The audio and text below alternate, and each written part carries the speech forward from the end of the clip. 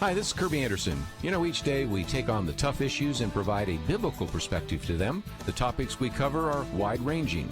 Apologetics, theology, prophecy, creation and evolution, intelligent design, marriage, family, child-rearing, the millennial generation, trends in society, politics, economics, business, religious liberty, the Constitution, public policy, foreign policy, military policy, tensions in the Middle East, abortion, homosexuality, pornography, sexual ethics, media, technology, history, and America's godly heritage.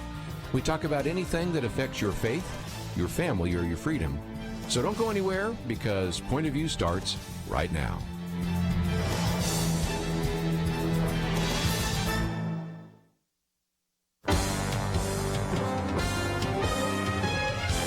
Across America, live. This is Point of View.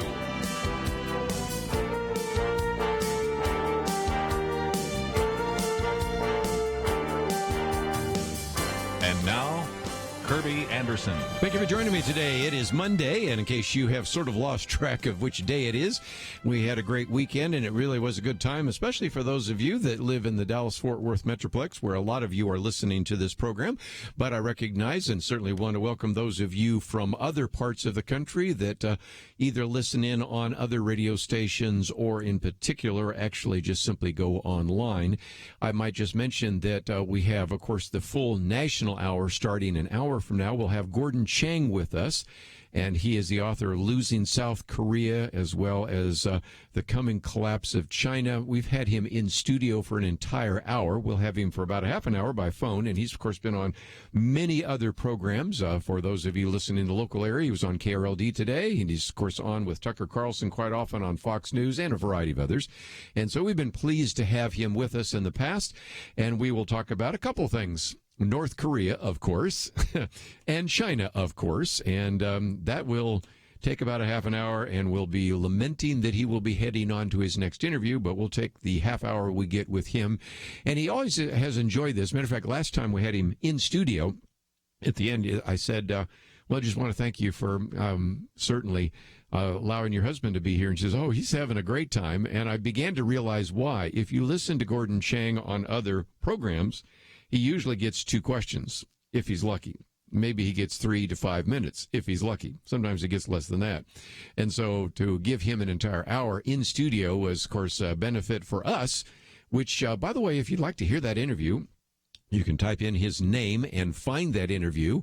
Or I have been, over time, making available to many people the CD that I have in my possession, or we can certainly make some more up so that you can listen to that and understand China. That was important back before we had the virus, becoming real important there as well. And as a matter of fact, we'll get to this a little bit later, but I thought I'd postpone it since we don't have Gordon Chang with us yet. But our friend Jim Garrity, authoritarian regimes are not your friend. And he begins to remind us that we're not just talking about the lack of transparency, but we're talking about all sorts of equipment that was unusable, that was distributed, and all sorts of censorship taking place. And it makes a case, we'll see if Gordon Chang agrees with us, I'm sure he will, that the argument years ago when Marlon Maddox was the host and Penna Dexter and I were sitting around the table, and sometimes we had John Clements and others, the argument always was, let's allow China to come into the WTO, not to be confused with the WHO, the World Trade Organization, because as it comes to the nations of the world, China will come to look more like us. My argument is we've come to look more like China. Have you noticed the lockdown lately? Have you noticed the surveillance? As a matter of fact, that's one of the topics we're going to get into. Big tech, privacy, and power by Rachel Brovard, and then we'll get into that. Also, of course, while we're talking about the lockdown, one of the other articles we posted by Andrew McCarthy, it's been on the program with us before, and, of course, looks at these issues with a great deal of wisdom. Government bears the burden of proof on these restrictions. And a piece by Brett Stevens, who's also been on the program with us and is considered sort of the, and I put air quotes here, conservative commentator on New York Times. He's been occasionally the conservative, but oftentimes wouldn't be recognizable as one. But America shouldn't have to play by New York's rules. So we've just got a lot to cover. Going to try to do some of that after we talk with Gordon Chang, but if we don't get to all of it today, there's always tomorrow. Let's, if we can, though, talk about the weekend. Some of these news reports are not good news, but I'd rather have you understand them now because we now have pretty good evidence that even though you might get the disease, COVID-19, you don't necessarily get immunity. Now, this comes from the World Health Organization on Saturday. I know. Why should we trust them? Well, because everybody else has been saying it. They're just now saying the same thing.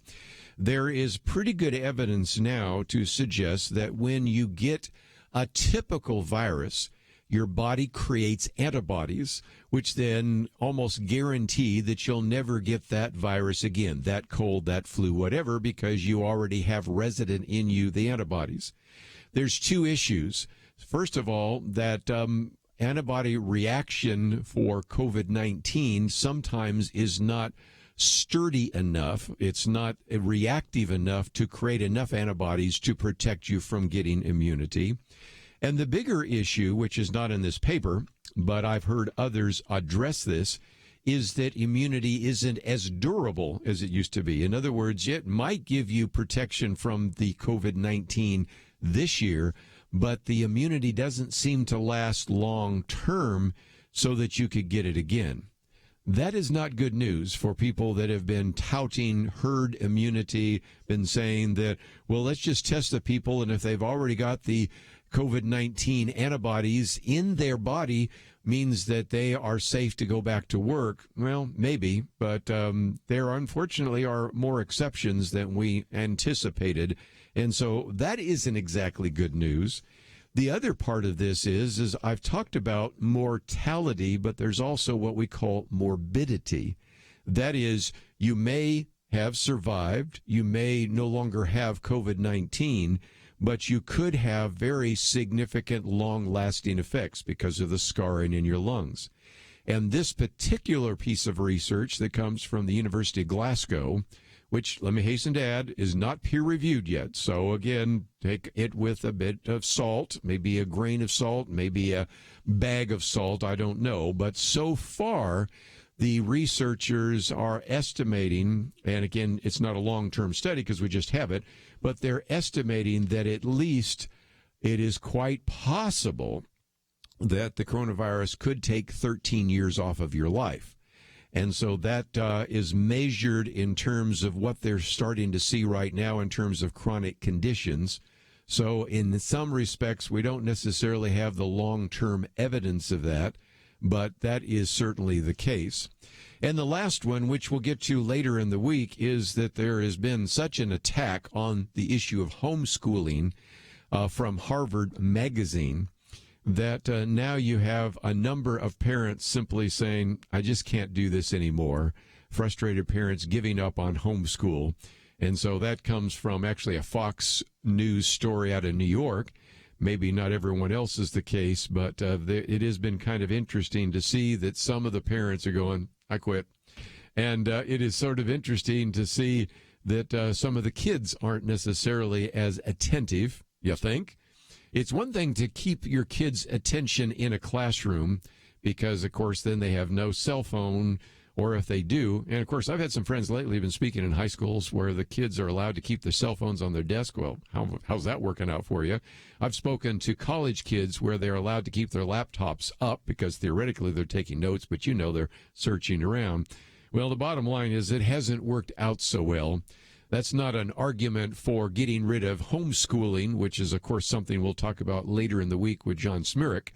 But it is just a reminder that this teaching kids, it's tough work. And some parents have said, I'm done. I give up.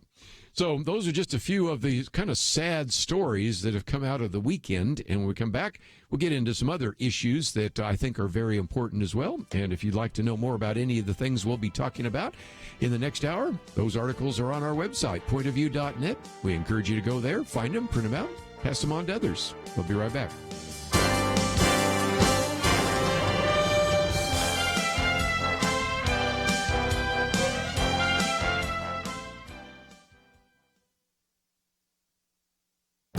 This is Viewpoints with Kerby Anderson.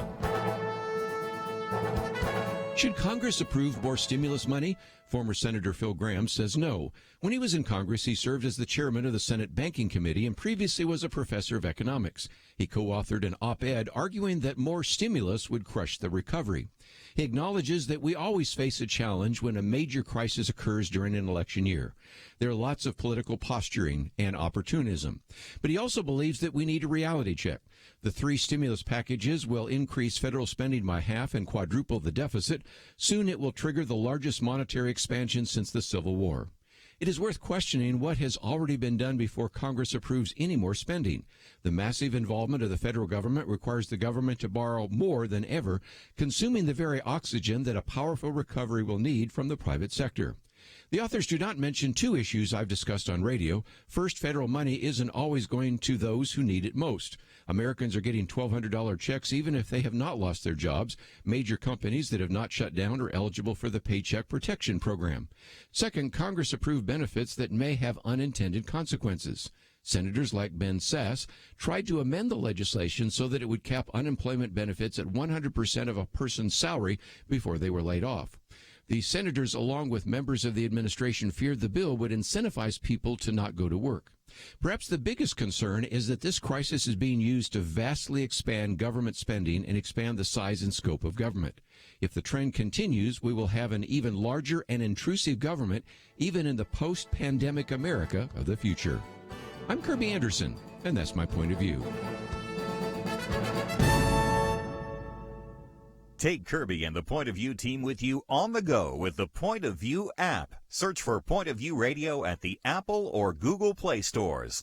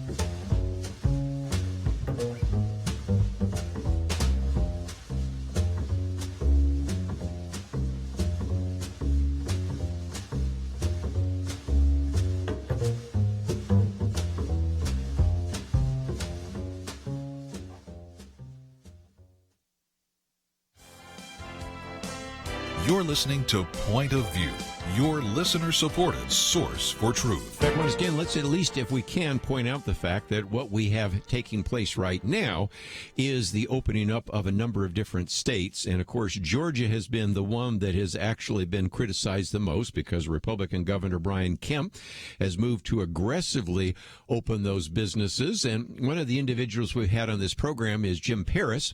He lives in Florida, but I saw a YouTube video that he did in which he showed himself having gotten a haircut because he drove from Florida to Georgia and then went to the Liberty Barbershop, which he thought was very appropriate. Got a haircut. He says, I feel like I'm 10 pounds lighter. And now for some of the rest of you in Florida that want to drive to Georgia and get your haircut, you can do so, but you might want to book an appointment. And he gave the number and everything else. And, of course, plucked up chicken and biscuits in Columbus, Georgia. 8 regulars showed up in the morning to have coffee and breakfast and chatted with each other across the room. So we're starting to see that grocery stores, which have been open somewhat, are now even more open. Hair salons, tattoo salons, nail salons, restaurants, all of them are opening up. So we'll see how that plays out. And for those of us this hour that primarily are in the state of Texas, but not excluding any of you that are listening in from other parts, I believe it's 2:30 today. We will have the governor of the state of Texas, Greg Abbott, begin to open up the country and, well, actually the particular state, but in some respects be one more to open up the country because you have Georgia, South Carolina, you have Oklahoma.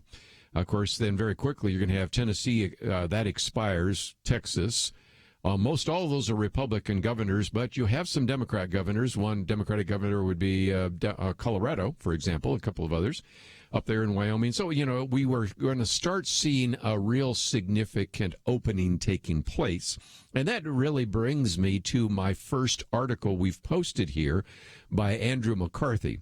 He brings, of course, a legal perspective to this, and I've always appreciated that, if for no other reason than, especially when we talk about Islam, he was the one that actually prosecuted those who attempted to blow up the World Trade Center the first time. That was through the blind sheik.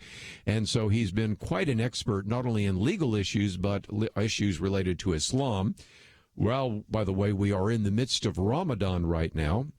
I did a commentary on Friday just reminding us that sometimes, maybe not Muslims in this country, but Muslims, especially radical Muslims in other countries, sometimes actually use Ramadan to carry out terrorist activities. And even my Friday commentary points out there are even maybe a few people in this country that are Muslim radicals, not most. Again, the high percentage of individuals that are Muslim are not radical and are not seeking to hurt us, but there are some, and those some sometimes believe they get extra blessings for carrying out a terrorist attack during Ramadan. So anyway, that's a little bit of a distraction, but again, Andrew McCarthy has been an expert in so many different fields that in this one I thought was very helpful, because we oftentimes in a court of law have to ask, who bears the burden of proof? It's a good question. And he says government bears the burden of proof on coronavirus restrictions. And he points out that, of course, expert opinion is helpful, sometimes invaluable, but it's no substitute for truth. He says there is never a good time for a pandemic, but an election year in a deeply divided country is an especially bad time. Everything is politicized. I would add that even science is politicized, but that would suggest that this was something new. Sadly, we've become used to the politicization of science thanks to climate change and all sorts of other things, the centrality of government funding to academic endeavors. Research resources are diverted, I should say, to political conflicts rather than freely allocated where they could better advance the search for truth. And so he points out that this whole idea of the politicization of science has ingrained in our political life something which we should be highly skeptical about, and that is the argument from authority. Now, if you've ever taken a class in logic, or you've ever heard somebody talk about logical flaws, you have, obviously, after they talk about some of the very significant, obvious, illogical statements that many people make and illogical flaws, then one that they almost always get to is the argument from authority. Just because I have a PhD doesn't make me right, and just because I have a PhD in one field doesn't make me an expert in another field. But he says that's the problem we have right now, because this argument from authority is doing extraordinary damage to the republic through government responses, federal, state, and municipal, to the coronavirus. And it will keep doing damage, he argues, unless we restore the burden of proof. And he says, of course, there's no doubt that governments have a compelling interest in public safety. Nobody denies that, of course. And this includes preventing the spread of a potentially deadly infectious disease. It is nevertheless the foundational conceit of the American Republic, he says, that governments are created to secure the fundamental rights of nation citizens, our right to life, liberty, and the pursuit of happiness, and the legitimacy of government is dependent upon what? The consent of the governed. Over the weekend, for those of us, again, in the state of Texas, but you can find this all over the country, but in Texas, you had, for example, the Open Texas Rally in Frisco and others. And do I agree with everything that was said there? Oh, of course not. You know, every time I've been to one of these rallies, they always get out of hand because almost anybody can show up carrying guns, carrying stupid signs, saying dumb things. Okay, got that. But it gets us back to this whole idea that who has the burden of proof, and the fact that is you're getting a number of people reacting right now saying you're making statements that, or you're writing laws or rules or regulations that don't make any sense. And when you start seeing the people that are starting to exercise civil disobedience, little did I know when I wrote this civil disobedience booklet a few months ago, I'd start seeing this. You're having people say, no, wait a minute, we have a hair salon, We have people stand outside. They're 6 feet apart. We let them in one at a time. We take their temperature. They sit in a chair. They're wearing a mask. We're wearing a mask. How in the world can you tell me that that's more dangerous than what we have taking place in a lot of grocery stores or a Walmart? Or the one that everybody's been talking about up there in New York City, this guy who makes these expensive suits. And I see some of these suits, and I'm thinking, that suit is like the cost of my car. I mean, it's just amazing. But anyway, very expensive suits, thousands of dollars for these suits, $200 for ties. And he's opened up his particular area. And again, he's asking a fundamental question. I let one person at a time. We measure the individual for the suit. They spend thousands of dollars, hundreds of dollars, even on a tie. It's not worth it. And you can't tell me that that is in some way more dangerous than a person that walks into a Walmart or a variety of other stores where you can purchase a $5 tie, that's more dangerous. Now, again, I recognize that there are all sorts of exceptions to the rules, but it gets back to the whole question that we're in front of us right now, and that is the burden of proof. And that is the burden of proof really comes in because so much of this gets into tribalism. If the president said it, well, then that makes it wrong right there.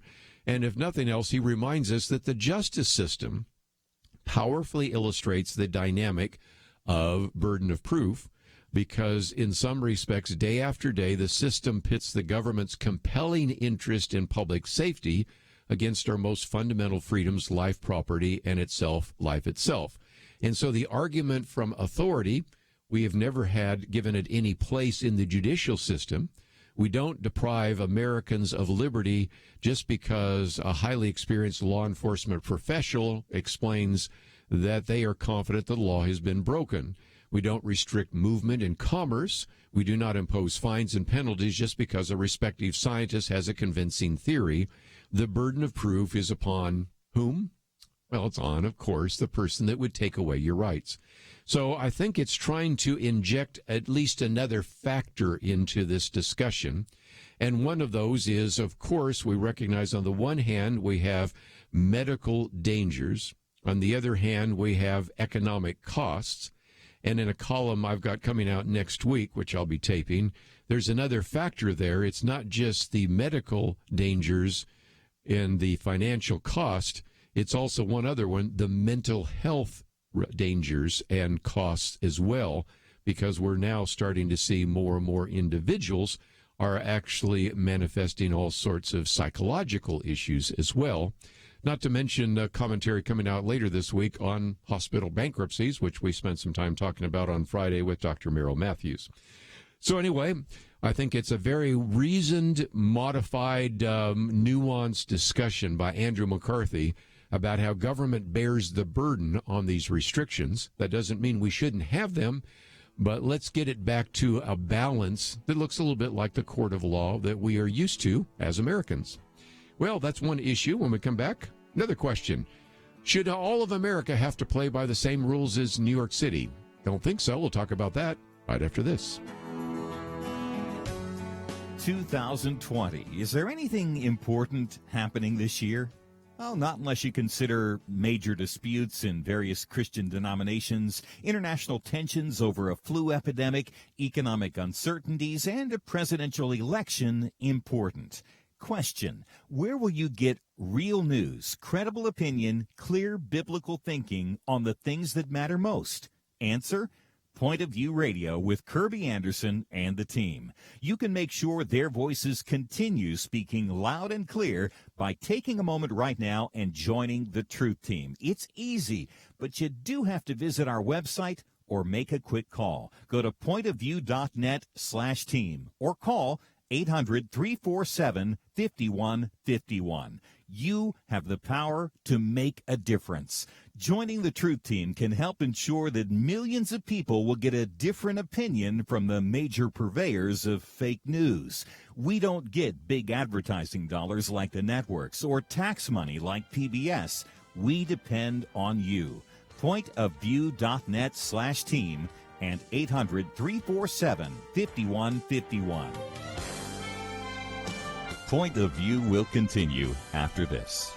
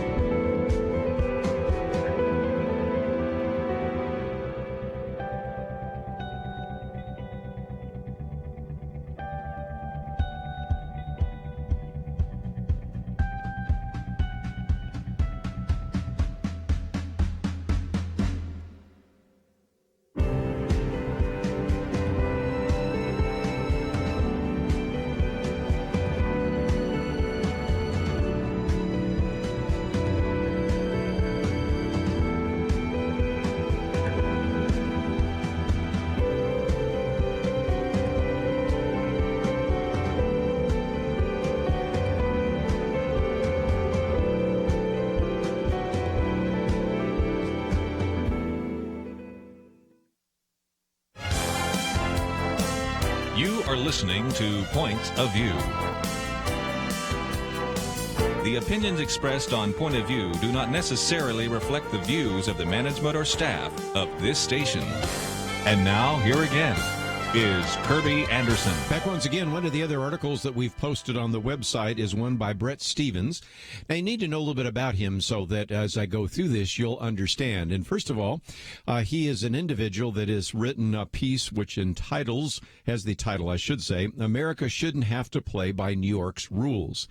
And he lives in New York City, writes for the New York Times, originally was, I think, with the Wall Street Journal and his National Review and things like that. But nevertheless, he is now kind of one of the, quote, conservatives. I'm going to use that term somewhat loosely for the New York Times. But he lives in New York, and as you hear him talk about this, he recognizes that just because New York is such a different world doesn't mean that the rest of the country should be living by their rules. And it's reminiscent of the piece by Dennis Prager, which we posted a while back, and I even did a commentary on. If half of the country's deaths were in Montana, would New York shut down? And he begins to do some comparisons because, as Dennis Prager in his column points out, and Brett Stevens even more so in his op-ed points out, that we are dealing with really two countries, New York City and the rest of the United States. It really is just amazing. And he even plays the game. If New York City were its own country, what it would be like. But he starts out by talking about that in 1976, the artist Saul Steinberg drew a cover for New Yorker. It was called The View of the World from 9th Avenue. Now, I've always loved that. I've seen posters of it. I've been into homes with those posters. And Karen, we want to say thank you for posting that picture from the cover of New Yorker. If you've not seen it, it's very simple to describe. You're standing in Manhattan Island, and that Manhattan's big in the foreground. And then in sort of the far distance, you see this little brownish strip called New Jersey. And then vaguely in the distance, you see the rest of America. And it was so telling because having lived in that area as well, interestingly enough, I was in graduate school in Connecticut during that period of time from 1974 to 1976 at Yale. I can tell you that really is the case. I had met people that had grown up in New York City that had never driven a car. I've met people in Connecticut with me in graduate school that had only been in two states. They'd been in New York and they'd been in Connecticut. They had never been in another state. They had never been west of the Hudson River. I mean, so the idea is that for people living in New York, this is the be-all and end-all oftentimes. And for the press, most of the mainstream press is located either in New York City primarily or Washington, D.C., and there's a few outliers. One of those is CNN, but not many, and even there they have New York offices, and so that's the case. And so he says, that map, and if you haven't seen the map, go to pointofview.net. It's our second article there. You can see that famous cover from the New Yorker magazine is one that not only describes, if you will, the way many people in New York view the world, it also, he said, could be a map of the coronavirus epidemic in the United States. Because he says, even now, it is stunning to contemplate the extent to which the country's COVID-19 crisis is a New York crisis, by which I mean the city itself, along with its wider metropolitan area.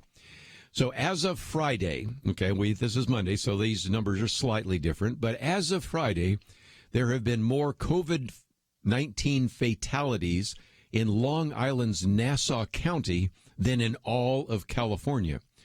People live in that county, 1 million, 1.5 million. California, 40 million. There have been more fatalities in Westchester County than in the entire state of Texas. The number of COVID deaths per 100,000 residents in New York City is 16 times more than America's next largest city, Los Angeles. Do you get the point? I mean, it's just amazing here. And then he goes on to say, if New York City proper were a state, it would have suffered more fatalities than 41 other states combined, which is very similar to some of the numbers we rattled off the other day with Dennis Prager. So then, of course, Brett Stevens asks a good question. Why is this so? And he doesn't have to guess. He says New York has, by far, the highest population density in the U.S. among cities of 100,000 or more. Commuters crowd trains, office workers crowd elevators, diners crowd restaurants. No other American city has the same kind of jammed pedestrian life as New York. Times Square alone gets 40 million visitors a year, or as many residents packed into the high-rises. And the city even has a neighborhood called Corona. And he goes on through some other things and does some other comparisons, but I'll skip over that.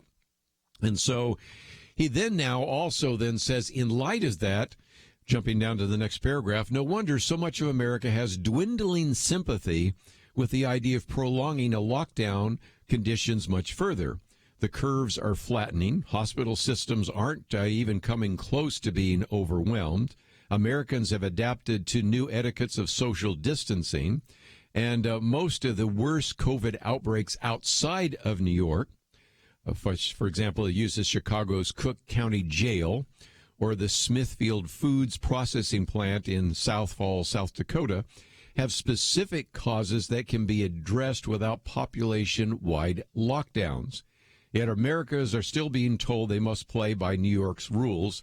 And, of course, he says this is bad medicine, misguided public policy, and horrible politics. So then he goes on and gives us a look outside of New York, and he goes to Cleveland. And he said on Friday, I spoke with Tomislav Mihajlovic, and I probably butchered the name, but Mihajlovic, I think, is how he says the name. Anyway, he's the widely admired Cleveland Clinic.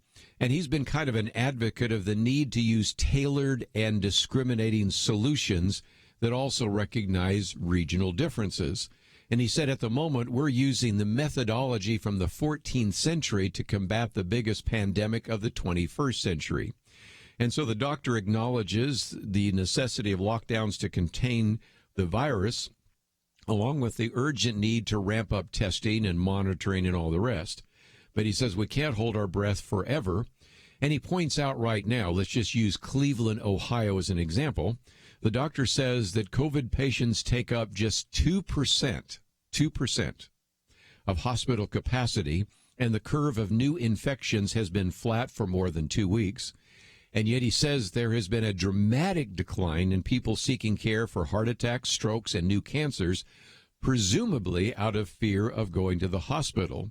And so he says the public conversations need to be about the value of human life in its totality.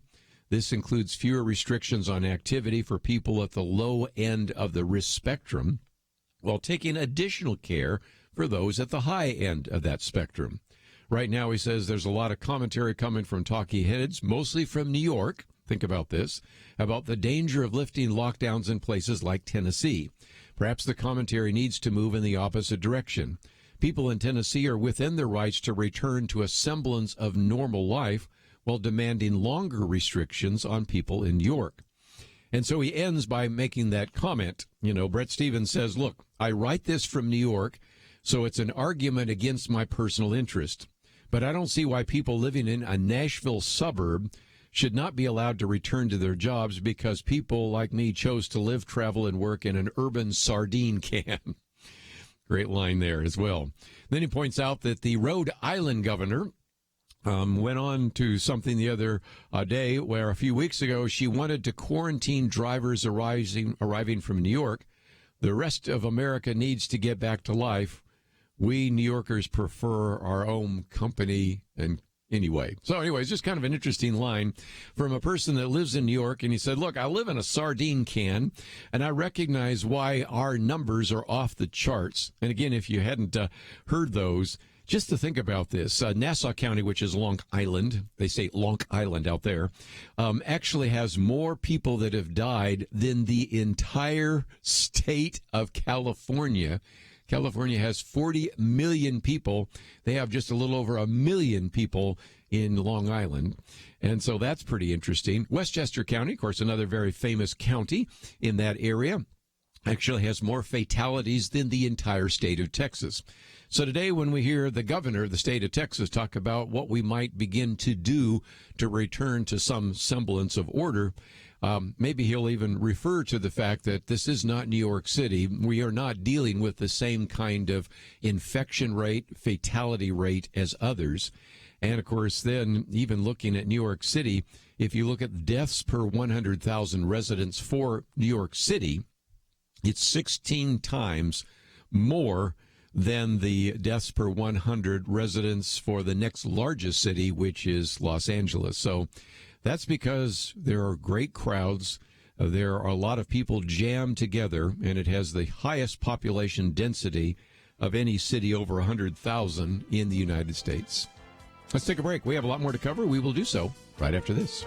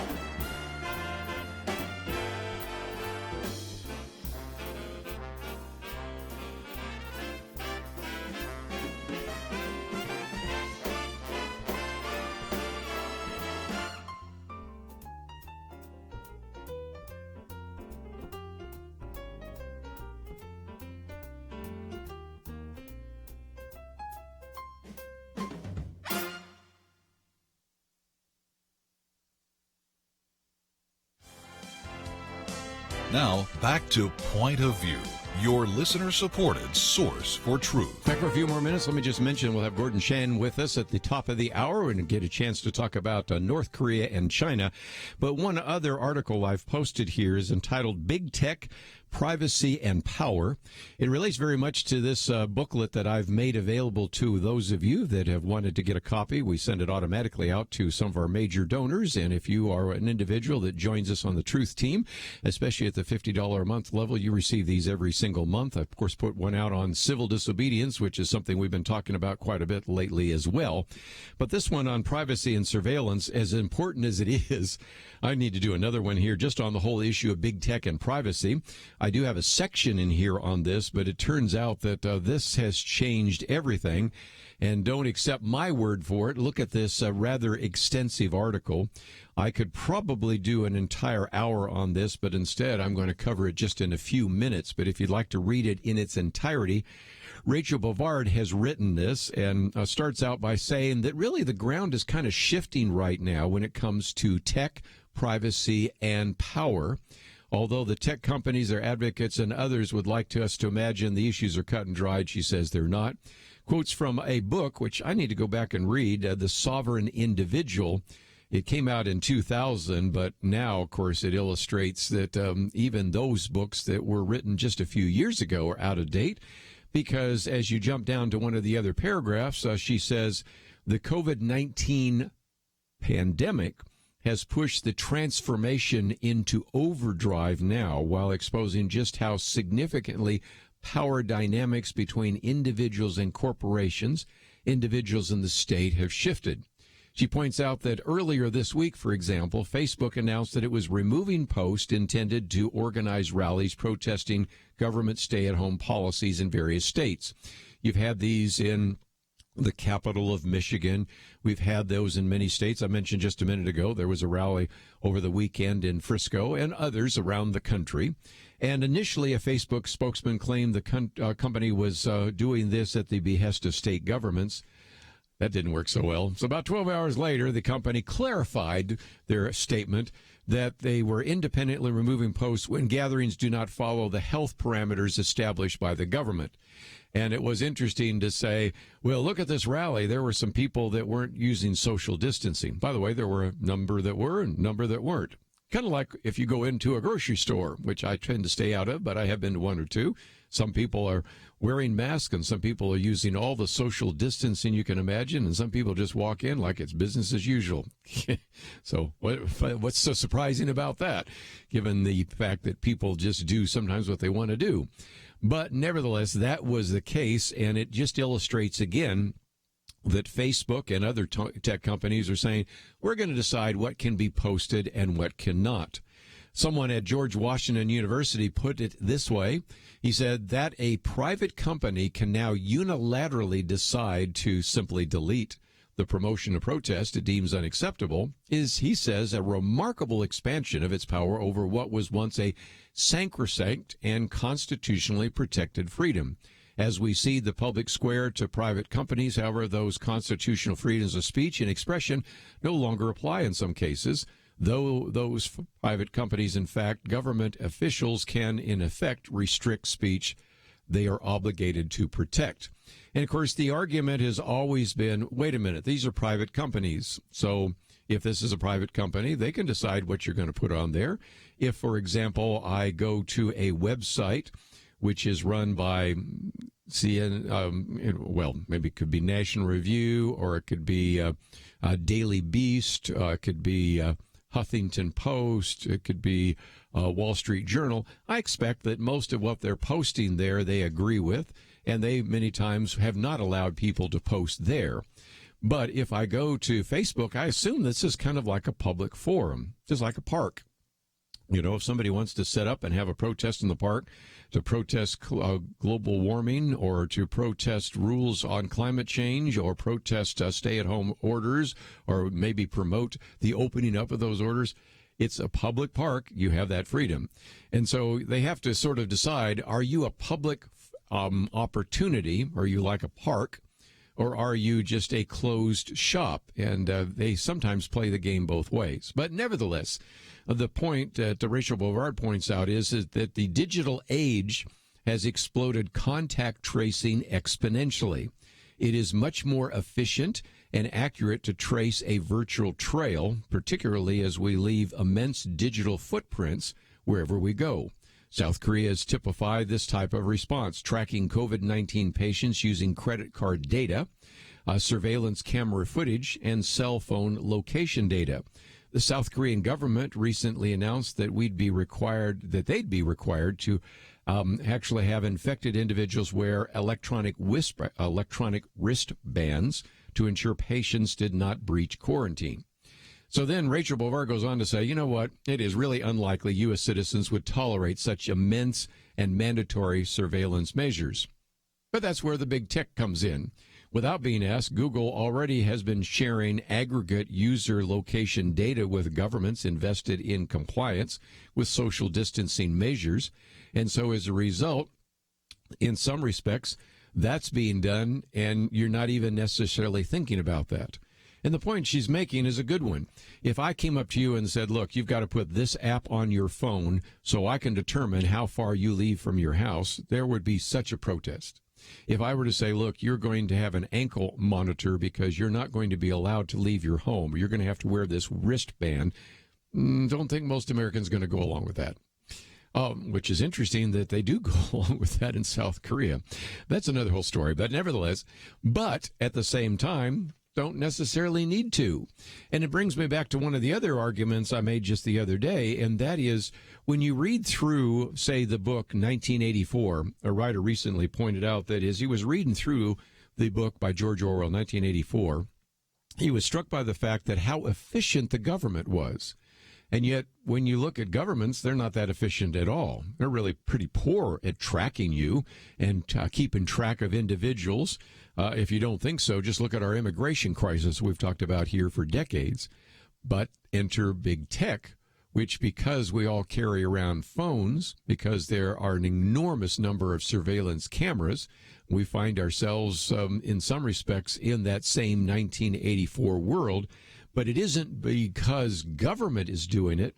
It's because big tech is doing it and then selling or making available. Sometimes they're selling it to various businesses or making it available to government in terms of privacy and surveillance. So I think I'm going to have to do another booklet. This one is certainly accurate in what it talks about and gives us a little bit of the history and then gives us a whole section there on surveillance and privacy. But the COVID-19 surveillance has become something of a whole new discussion point, and it's why I've posted this as our third article for you to read today.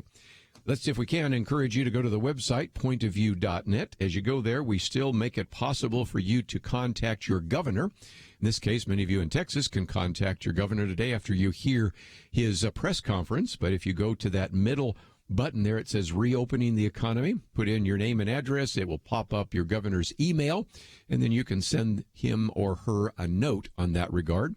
We're going to come back to this whole idea of China and the supply chains, but again, take the time to use that right now. And my commentary today is asking the question, should we approve more stimulus money? And as we talked about even on Friday, the answer to that is probably no, because if nothing else, these three stimulus packages we have right now have increased the federal spending by half, quadrupled the deficit, and will probably most likely trigger the largest monetary expansion since the Civil War. And those numbers come from the former Senator Phil Gramm before we passed the most recent addition to the CARES Act. So we're putting an enormous debt load on our children and our grandchildren. So if you'd like to read that piece, it's available at our website, pointofview.net. We'll be right back. When you give to Point of View, does it make a difference? Jeremy Dies would tell you that it does. He grew up listening to Point of View in the back seat of his mom's car, and it helped to shape his thinking. I had parents that were able to sit across from me at the dinner table after we listened to Marlon Maddox and Kerby Anderson years ago and think through what the scriptures say about these issues of current significance in our lives. That's only possible because Point of View has come along and ministered into my life and made me who I am today. And here I am today defending religious liberty, partly because Marlon Maddox and Penn Dexter and Kerby Anderson were the ones that were pushing me towards all that. They taught me how to think through these issues. They didn't tell me what to think. They taught me how to think. Each gift you give will change lives. Not every Point of View listener will become a Jeremy, but if they listen for very long, they will be changed. and that will change how they impact and affect the lives of the people around them. So make that decision to change a life today. Join the Truth Team and boldly stand for truth in a world of lies, distortion, and information manipulation. Go to pointofview.net or call 1-800-347-5151. That's 1-800-347-5151. Point of View will continue after this.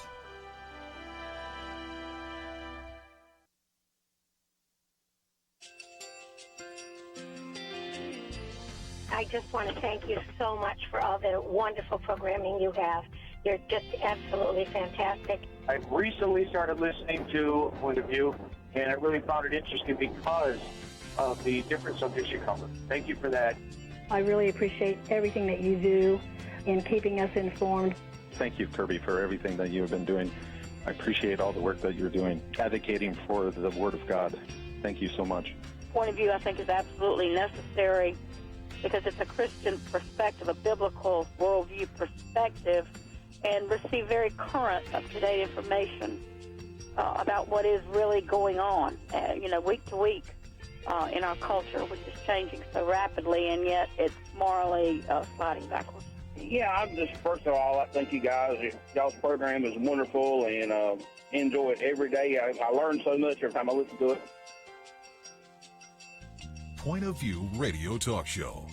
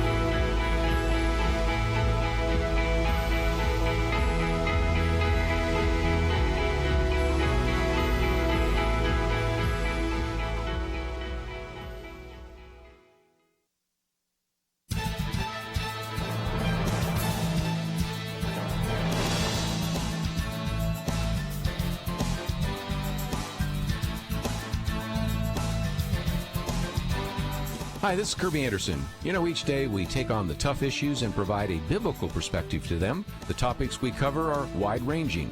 Apologetics, theology, prophecy, creation and evolution, intelligent design, marriage, family, child-rearing, the millennial generation, friends and society, politics, economics, business, religious liberty, the Constitution, public policy, foreign policy, military policy, tensions in the Middle East, abortion, homosexuality, pornography, sexual ethics, media, technology, history, and America's godly heritage. We talk about anything that affects your faith, your family, or your freedom. So don't go anywhere, because Point of View starts right now.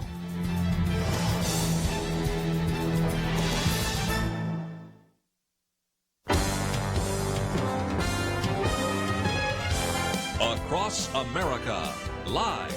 This is Point of View.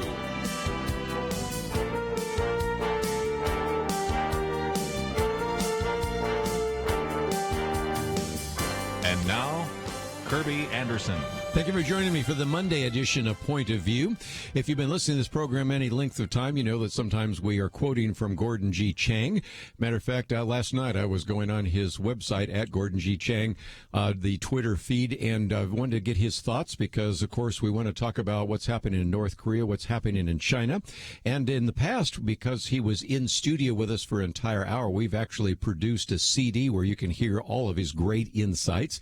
Author of such books as Losing South Korea, Nuclear Showdown, North Korea Takes on the World, and the Coming Collapse of China. Of course, I get a chance to watch him so often on CNN, Fox News, Fox Business Channel, CBS, CNBC, MSNBC, PBS, and so many others. And Gordon Chang, always great to have you on the program with us. Oh, well, thank you so much, Kerby. Let's, if we can, maybe start with North Korea. I like what you said in your Twitter feed. The disappearance of Kim Jong-un has a different feel from when he disappeared in 2014. People seem a lot more panicky. We're just trying to understand what maybe is taking place, but it does suggest maybe a few changes in North Korea. What are your thoughts? Could very well be. Kim was a no-show on April 15th, the Day of the Sun, which is the most important day on the North Korean calendar because it marks the anniversary of the birth of Kim Il-sung, the regime founder, and Kim Jong-un's dad. Kim, as a ruler, has never missed a Day of the Sun celebration. Also, Kim Jong-un was a no-show on Saturday, which marked the anniversary of the founding of the Korean People's Army. And those two facts indicate something is wrong. We don't know what it is. He could be dead. He could be just messing with us. But I tend to believe it's at the more serious end of the spectrum because he would not miss an event in the honor of his grandfather. I would think so. And again, some people speculated he's dead, he's brain dead, or he's simply just out of touch right now, but who knows? But one of the things that I think I've always appreciated about you is that you take on some of these comments, and lately we've seen some individuals suggesting that really, China did a few things right. Let's not overreact to this. From the beginning, they were in some respects maybe unaware of what was taking place, but you've made it really clear that China, from the beginning, really took steps to spread the coronavirus by deliberately misleading individuals. So clarify why we get some of these people trying to become the apologist for communist China. Yeah, there's just too many of them. But a couple things that we know, Kerby. It was only on January 20 that the Chinese leadership admitted that the virus was human-to-human transmissible, H to H.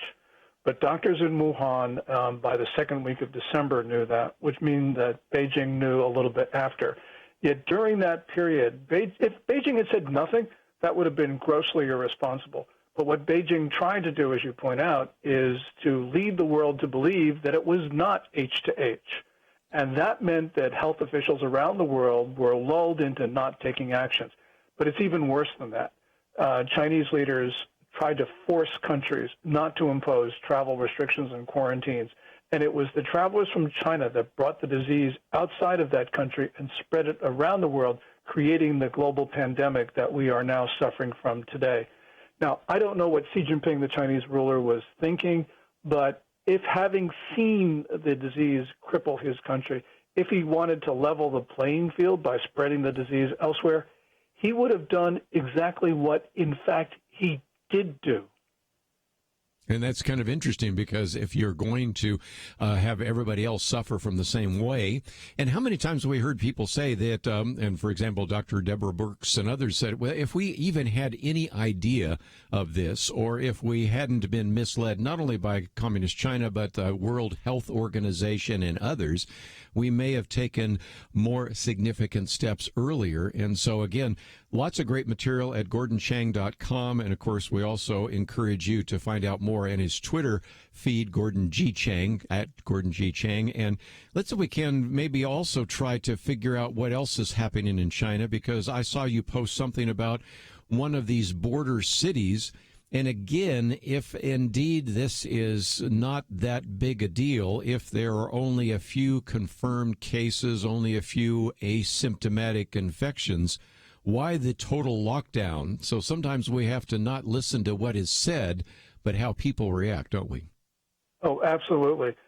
Today, China reported only 3 new cases, 2 of them imported from other countries, and they reported 25 asymptomatic cases. But what they have been doing, in fact, indicates that there is a second wave in China, and it's much more serious than what they're saying. So, for instance, they've locked down one city on the Russian border. Harbin, the capital of Heilongjiang province, has a lot of quarantined areas. We know that they have shut down facilities like movie theaters around China after they opened them up just the week previously. So there's a lot going on, which we don't know exactly how serious it is because of the information suppression, but nonetheless, we know that there is something occurring. Just before I let you go, one more question. I know some people have asked you, what do you think is the vulnerability right now of China's Communist Party? Because it does seem to me that they are facing a number of threats, not the least of which from the virus itself. But what about some of the vulnerability of the Communist Party there in China? Yeah, there's a lot of vulnerabilities that we haven't seen before. But one thing is, I think countries around the world have now started to question China's role in the global system, where they weren't doing that 3 or 4 weeks before. And it's largely because of China's actions during the coronavirus epidemic. So there's a new attitude. Now, one can argue what is the greatest vulnerability of China, and there are many of them. But I do think right now it is not going to get the support of the international community. And it absolutely needs that to revive its economy and to revive its standing in the world. I can remember not so long around this table, we sometimes years ago said, does it make sense to bring China in the World Trade Organization, WTO, not to be confused with the WHO, but the WTO? And we were always told at the time, well, that will make China more like us. But Gordon, I get the sense that if nothing else, China's made us more like them. And when we talk about surveillance and some of these other issues we'll be talking about after you go. So, again, pay attention to what is happening in China. And if you want to know more, we, again, have a very good link to his website, gordonchang.com. And, of course, the Twitter feed is at Gordon G. Chang. And we have all that information on our website. So, Gordon Chang, always great to have you on the program, and love watching you on some of these programs because you bring a level of common sense and insight that is so desperately needed right now. So thank you for joining us today here on Point of View. Oh, well, thank you so much, Kerby. I really appreciate the opportunity. I enjoyed having you in studio, enjoyed meeting your wife, and look forward to that next opportunity. But let's take a break. We come back. Let's get into this a little bit more. Jim Garrity puts it this way: authoritarian regimes are not your friend. How China scammed the world with more than 10 million defective tests, masks, and gear. And so we've already talked a little bit about, of course, the misinformation, the censorship, and all of the rest. But it's worse than you might have imagined. So we'll talk about that. And most importantly, we want to give you a chance to join the conversation. As you well know, we've also encouraged you to go to our website. We have some take action items. The one up there at the moment gives you a chance to contact your governor and express your opinion to him or her about opening up your state. But then we'll also come back to the opportunity for you to deal with this supply chain, which I think has made us vulnerable out of China. So we'll talk about that, too, right after this.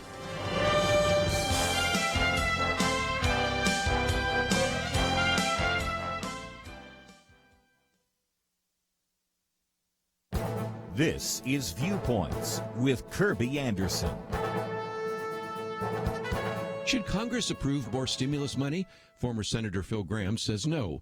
When he was in Congress, he served as the chairman of the Senate Banking Committee and previously was a professor of economics. He co-authored an op-ed arguing that more stimulus would crush the recovery. He acknowledges that we always face a challenge when a major crisis occurs during an election year. There are lots of political posturing and opportunism. But he also believes that we need a reality check. The 3 stimulus packages will increase federal spending by half and quadruple the deficit. Soon it will trigger the largest monetary expansion since the Civil War. It is worth questioning what has already been done before Congress approves any more spending. The massive involvement of the federal government requires the government to borrow more than ever, consuming the very oxygen that a powerful recovery will need from the private sector. The authors do not mention 2 issues I've discussed on radio. First, federal money isn't always going to those who need it most. Americans are getting $1,200 checks even if they have not lost their jobs. Major companies that have not shut down are eligible for the Paycheck Protection Program. Second, Congress approved benefits that may have unintended consequences. Senators like Ben Sasse tried to amend the legislation so that it would cap unemployment benefits at 100% of a person's salary before they were laid off. The senators, along with members of the administration, feared the bill would incentivize people to not go to work. Perhaps the biggest concern is that this crisis is being used to vastly expand government spending and expand the size and scope of government. If the trend continues, we will have an even larger and intrusive government, even in the post-pandemic America of the future. I'm Kerby Anderson, and that's my point of view. Take Kerby and the Point of View team with you on the go with the Point of View app. Search for Point of View Radio at the Apple or Google Play stores.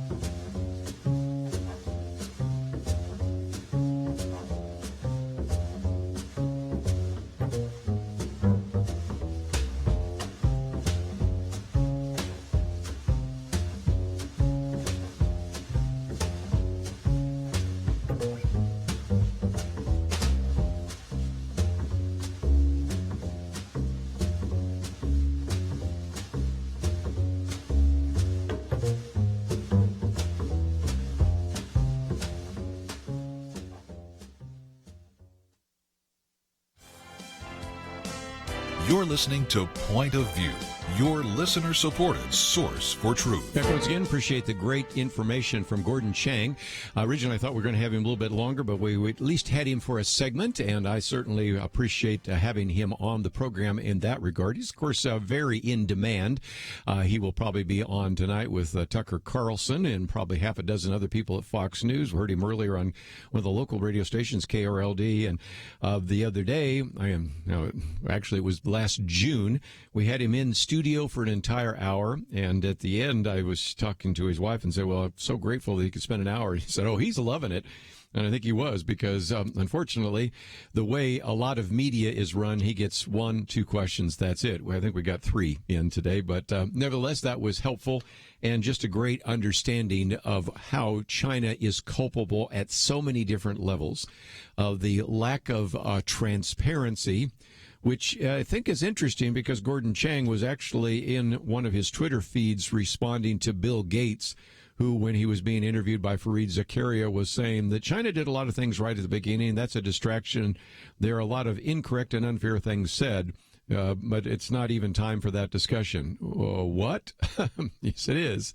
Whether we're going to continue to fund the World Health Organization that passed off some of this information, whether we're going to continue to treat China as a friend that cannot be criticized or an enemy that should not necessarily be given the kind of freedom and rights that it is. And it has been, to me, really disturbing. And then we'll get back to another article. But it has been disturbing to see the number of people that end up being kind of the shills for the Chinese. I mean, you remember when a general manager for the Houston Rockets said something about China. The NBA just fell all over themselves to defend that. The number of interviews I've watched over the last couple of weeks, and there was one interview that Tucker Carlson did with somebody, and he just kept being almost like he was the flacking for the Chinese government. Finally said, look, let me just stop. Nobody says all these things for free, so can you just tell me how much of your business comes from China? That was a great line because, dollars do speak, unfortunately, and sometimes people are just having such a difficult time criticizing communist China, or in some cases using comparison, saying, well, I know that they have locked up all sorts of people, but, during World War II, we had the internment camps. Oh, as if those are even similar. And, of course, the kind of ability to turn a blind eye to some of the abuses out of China maybe still eludes some of those individuals who are benefiting from the Chinese investments, but I don't think we've missed that. And the piece that I'm going to read now just reminds you that it's gone from bad to worse, because it wasn't that China was not transparent. It wasn't just that we said something's wrong. They are welding shut the doors to some of these complexes, these places and residences where these individuals are, and all sorts of lack of transparency in terms of human-to-human transmission. But now Jim Garrity begins to go through the fact that China scammed the world with more than 10 million defective tests, defective masks, and defective gears. And defective gear, I just said, first of all.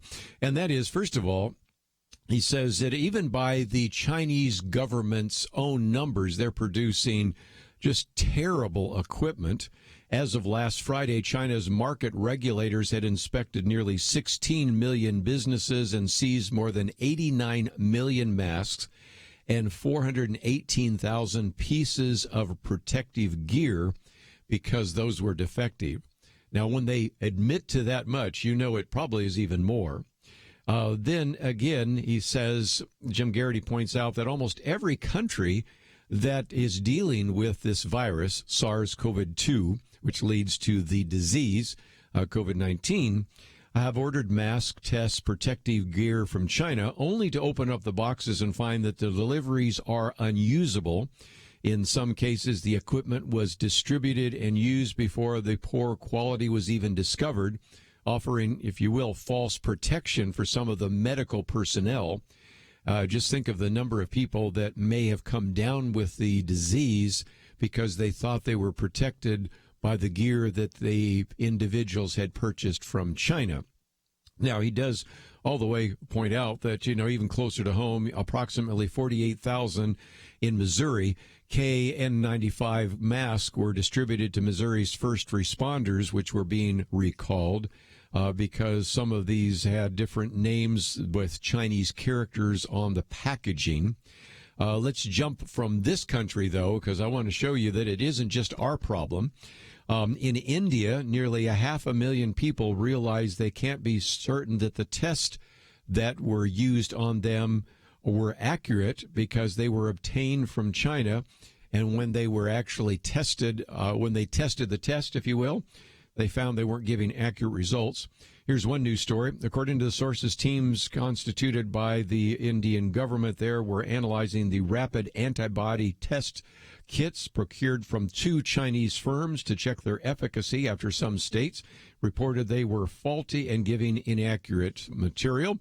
The Indian Council on Medical Research advised states to stop using the rapid antibody test kits for the next couple of days. Let's move from, India to Spain, which again has all sorts of horror stories. Here's one news story. The Spanish government is trying to get back the money it paid for 640,000 antigen coronavirus tests that it purchased via a Spanish distributor from a Chinese company. The move comes after the health authorities found that the kits, which were meant to replace another lot, were also found to be faulty, or they don't work at all. And as it happened in the first time around, these tests do not have the sensitivity required to detect the virus, meaning there is a high chance they wouldn't detect the coronavirus in a person who has been affected. So, of course, you are dealing with people that are getting false positive, false negatives, in some cases even false positive, but mostly the problem is false negatives when they have that after all. Let's move to Australia. More masks aren't so protective. A large delivery of these protective masks were procured from China with the help of a sporting goods manufacturer, then transported to Vienna, and those cannot be used. Matter of fact, the Red Cross has taken back during the visual inspection of the mask because gaps were visible in the areas of the mask, which you can see very easily. Okay, let's go to the United Kingdom.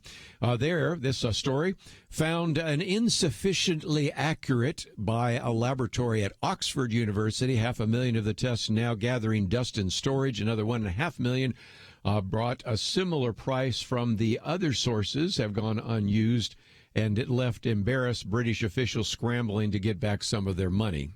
Lots of luck on that one. How about the Czech Republics? There, the doctors found an error rate of up to 80% in the tests they received from China. Healthcare authorities and some government members said that the 300,000 quick tests purchased by the state only worked if patients had been infected for at least 5 days. And am I wearing you out? Okay, just one more. Canada. The Canadian government says that about 1 million of the face masks it has purchased from China have failed to meet proper standards for healthcare professionals and will not be distributed to provinces or cities. And so, again, we are seeing wherever we go, individuals, countries, businesses obtaining whether it is masks or tests or other protective gear that are defective, and some of them are simply not being very helpful to those individuals that are supposed to be protected. And it illustrates, again, one of the big issues that we will certainly want to come back to as we talk about China. Let's give you some action items. You're going to find a couple this week. Right at the moment, left over from last week, is that take action item that says reopening the economy. Some of you live in states like it'd be Georgia, South Carolina, Oklahoma have already opened up. Some of you live in states like Tennessee, Texas, Colorado that are going to open up. Some of you live in states that aren't at the moment, or you are uncertain. And so we've made it possible for you to contact your governor. And rather than giving you a sample letter, we just let you write your letter, because we recognize that what you might say to a governor in Tennessee is very different than what you might say to a governor in New York, or a governor in California, or a governor in Iowa. So we do give you that opportunity. So I would encourage you to go to the take action item there. And back to the point that we will be following this week, we have suggested that there may be a real wise opportunity through some kind of legislation. And we featured originally the legislation in the Senate through Senator Tom Cotton from Arkansas to actually close down or begin to move out the supply chain from China, because significant number of ingredients necessary for the pharmaceuticals that you actually may take, or friends, neighbors, family members might take, come from China. So again, that is legislation both in the Senate, and we'll also be focusing on a little bit later what's in the House of Representatives. So you've got your action items. We've got a lot more to talk about, and we will do so right after this. 2020. Is there anything important happening this year? Well, not unless you consider major disputes in various Christian denominations, international tensions over a flu epidemic, economic uncertainties, and a presidential election important. Question: where will you get real news, credible opinion, clear biblical thinking on the things that matter most? Answer: Point of View Radio with Kerby Anderson and the team. You can make sure their voices continue speaking loud and clear by taking a moment right now and joining the Truth Team. It's easy, but you do have to visit our website or make a quick call. Go to pointofview.net/team or call 800-347-5151. You have the power to make a difference. Joining the Truth Team can help ensure that millions of people will get a different opinion from the major purveyors of fake news. We don't get big advertising dollars like the networks or tax money like PBS. We depend on you. Pointofview.net/team and 800-347-5151. Point of View will continue after this.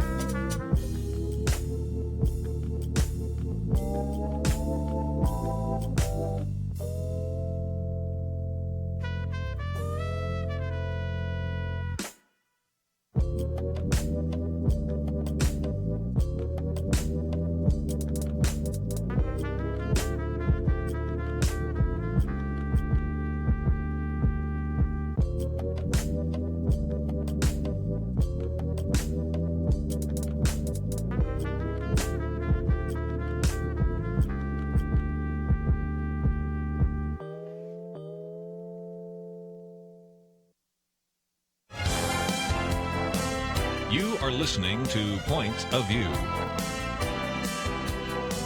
The opinions expressed on Point of View do not necessarily reflect the views of the management or staff of this station. And now, here again is Kerby Anderson. If you'd like to join our conversation, 1-800-351-1212. Let's open up the phones, because one of the questions that is on the table is whether or not some of these states should actually open up, whether it's too soon.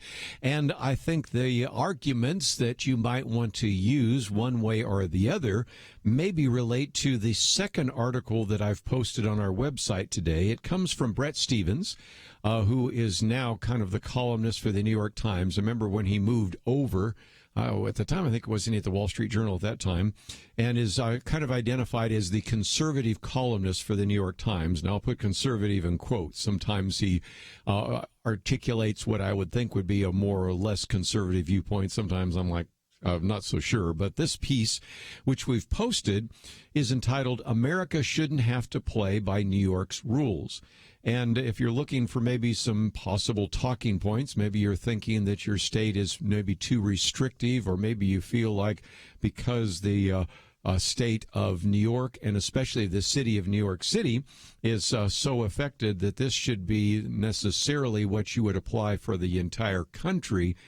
He's got a very good piece on that, even as an individual that lives in New York City. Interestingly enough, what he talks about is very reminiscent of something we mentioned before. Dennis Prager wrote a piece that came out a week ago. If half the country's deaths were in Montana, would New York shut down? And he uses some examples that you can use, like Georgia and North Carolina, two contiguous states that have a population similar to the New York metropolitan area. Would indeed, though, New York City close down just because that was happening in Georgia or North Carolina? Or back to the title there, if you took, for example, Colorado and Montana, and there is where you had most of the deaths taking place, would that actually shut down? Of course, I think we know the answer to that, but Brett Stevens uses it in a different way, and he begins by reminding us of this cover for New Yorker magazine that came out in 1976. Saul Steinberg had this cover. And if you go to the website, Karen has actually not only posted this article, but the picture, if you forget it, but it's easy to describe because it's called The View of the World from 9th Avenue. And as you look out, you see Manhattan Island, and then kind of in the distance, you see sort of this brown strip called Jersey, and then the rest of America is kind of vaguely in the distance. And Brett Stevens says that could almost be a map of the coronavirus epidemic in the United States. And he says, as of Friday, and these numbers are a little bit different now, but these were true last Friday, there are more COVID-19 fatalities in Long Island's Nassau County than in all of California. Now, Nassau County has a little over 1 million people. California has 40 million people.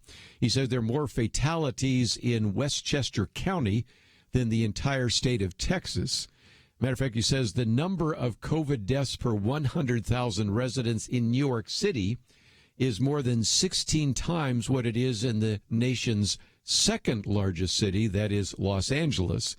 And then he goes on to say that if New York City were just a state, just a small state that size, it would have suffered more fatalities than 41 other states combined.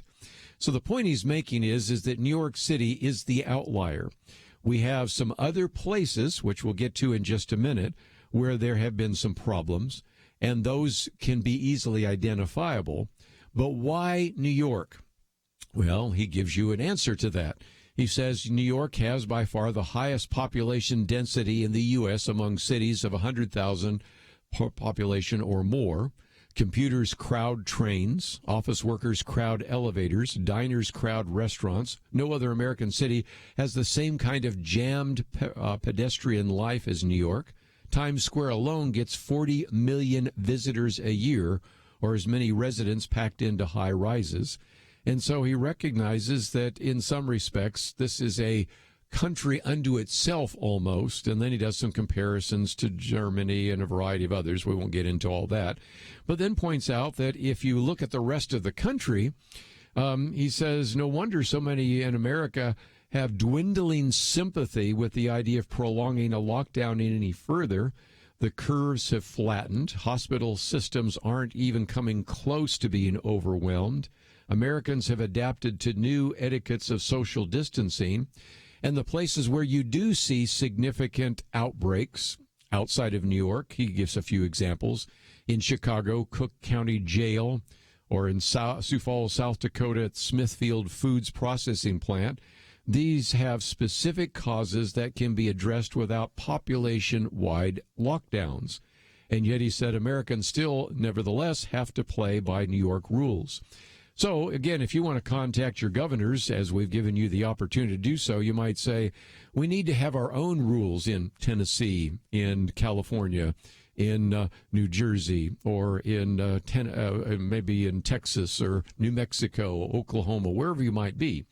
But then he goes on, we'll go to the state of Ohio for just a minute, and talks to the CEO of the Cleveland Clinic up there, who has been an advocate of the need to use what he calls tailored and discriminating solutions that also recognize regional differences.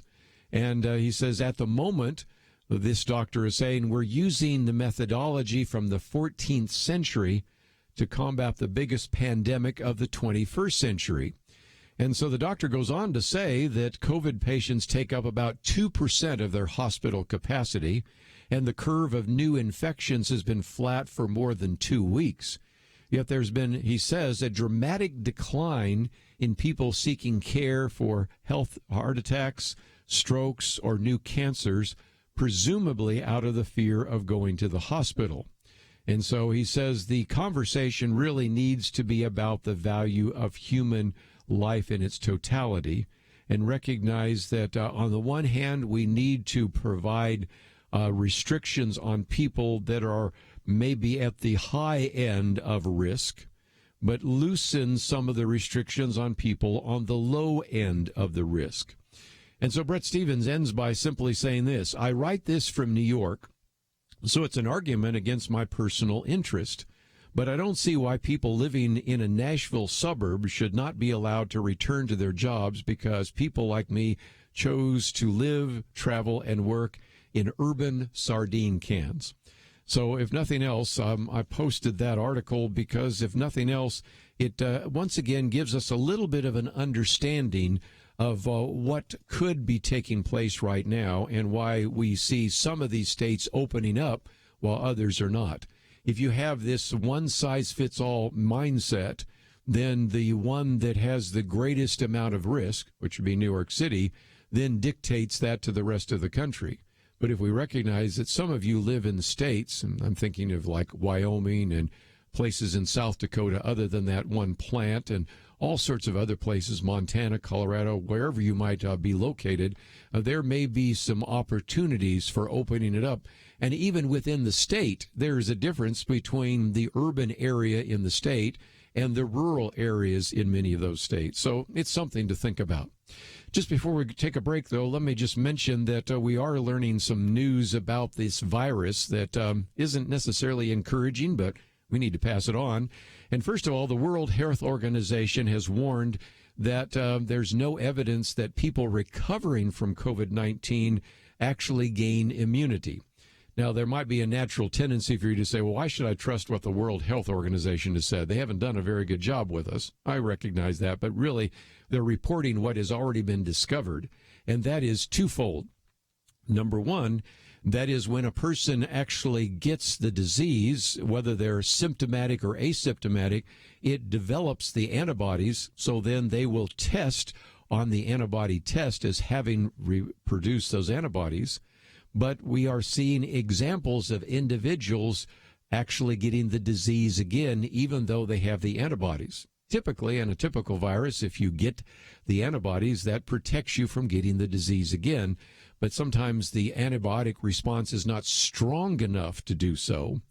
And there's also some question as to whether or not the immunity, even if you do get it, is what they call durable, whether it would last. In other words, you could get the virus and the disease this year, but will the immunity last till next year? So that's not exactly good news. And the other one that came out over the weekend was from the University of Glasgow. And again, this is not peer-reviewed, so again, take it with a grain of salt. But the estimates from these doctors at the University of Glasgow are that there could be a long-term impact of people that do get the coronavirus. And the argument is that it might take as much as 13 years off of your life.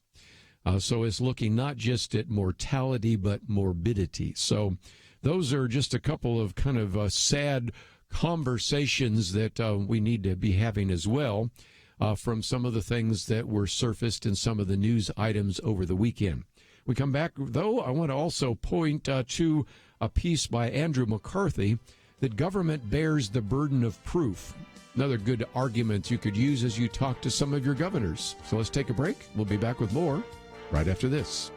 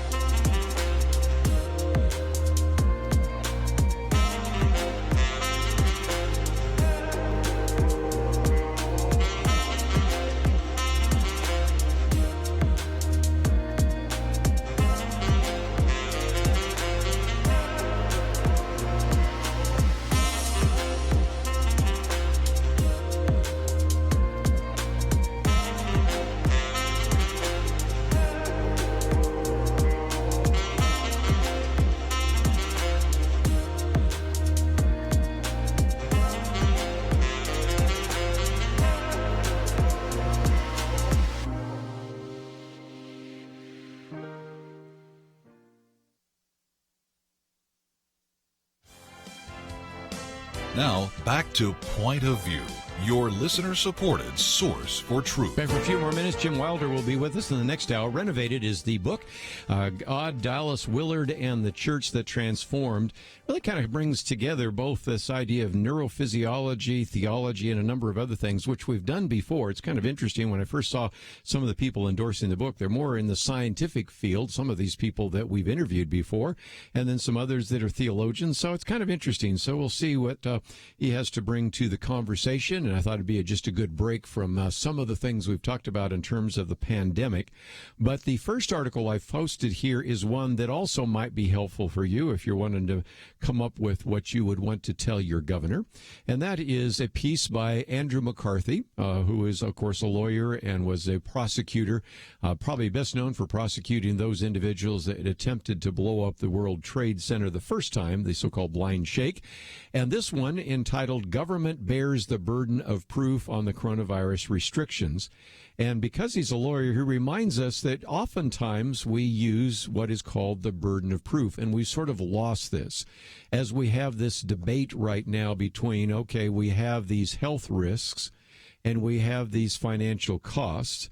And I've said those aren't the only ones. Matter of fact, I've got a commentary coming out next week that says in addition to the health risks, there are also the mental health risks, which sometimes get ignored, although we have tried to talk about those on a couple of occasions here on the program. Closing down the economy is just part of the issue because you're closing down people's lives, and the incidence of some of these mental health factors increases dramatically, with unemployment increasing as well. For every 1% of unemployment, 1% increase in the suicide rate, every 1% increase in unemployment, 3.6% increase in overdoses, drug overdoses. I mean, you can start seeing that there are some consequences. So nevertheless, Andrew McCarthy spends some time here talking about this idea of the burden of proof. And I think it's another good argument that needs to be used in some of these discussions, because he says there is never a good time for a pandemic, but an election year in a deeply divided country is an especially bad time. Everything is politicized. I would add that even science is politicized, but that would suggest that this was something new. Sadly, he points out that we've had the politicization of science as it relates to climate change and even the way in which we fund certain things in the government, and he goes on to some detail to talk about that. But he says really the politicization of science has ingrained in our political life something about which we ought to be highly skeptical, and that is what he calls the argument from authority. That's where you just simply say, I have a PhD in this, and so you have to accept what I have to say. No, we still have a chance to talk it through. People say, well, no, you should accept what the experts say. Well, the experts may know something in that field of virology, epidemiology, whatever. They may not have thought through the public policy implications. That's why we have these debates. But nevertheless, he goes on to say that there is extraordinary damage that is actually taking place right now through the government responses, federal, state, and municipal, to the coronavirus. And as it keeps doing damage unless and until we restore what he calls the burden of proof. Now, let's just think about this for a minute, because we do talk about this idea of burden of proof. And he says, and I'll skip now to the next page, in which he says the Justice Department, the justice system, I should say, our system of justice powerfully illustrates the same dynamic that is playing out with the COVID-19 restrictions that have locked down the economic and social life. He says, day after day, the system pits the government's compelling interest in public safety against our most fundamental freedoms, life, liberty, and, of course, life itself. But the argument from authority has no place in our system of justice. We do not deprive an American of liberty just because a highly experienced law enforcement professional explains that they are confident that the law has been broken. We do not restrict movement and commerce. We do not impose fines and penalties just because a respected scientist has a convincing theory supported by carefully crafted models about how the victim died or about whether the suspect had a mental capacity to form criminal intent. The point he's making is that at every key juncture, he says, we admonish the public and every participant in our system of justice that the government bears the burden of proof.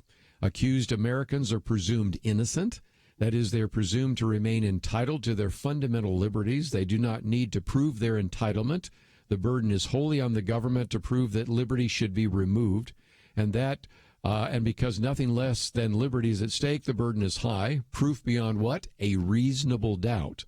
And only if the government presents proof, not speculation, in satisfaction of this burden can an accused American legitimately be deprived of life, liberty, and property. You get the idea. Well, I think it's a great argument, and I appreciate Andrew McCarthy for making that case, and that is at some point along the way, people need to say, what proof do you have? And have you actually reached a level of proof beyond a reasonable doubt? And given the fact that you've failed in some cases to provide that proof, we have all the reason in the world to ask for that. And if we are then met with, well, you don't care about human life, or you're just a xenophobe, or you don't believe the science, that's an illustration that indeed it is an argument from authority, and that's not how we run our government. So again, that is the first article. Of course, I mentioned one of the other articles here on the whole idea of addressing the issue of whether or not the United States should play by New York's rules. But real quickly, I mentioned the last article, and that is one that I sort of feel like we need to redo again, because I'm holding up my booklet on privacy and surveillance, and I've said more than once, especially when we've had Dr. Michael Gillian in studio with us, that we almost he needs to rewrite his book, and I need to rewrite or add a new booklet, because this COVID-19 pandemic has changed everything, and that's our third article, in which Rachel Boulevard has said that the ground has been shifting for some time, but under this pandemic, it has actually pushed some of these transformations into overdrive.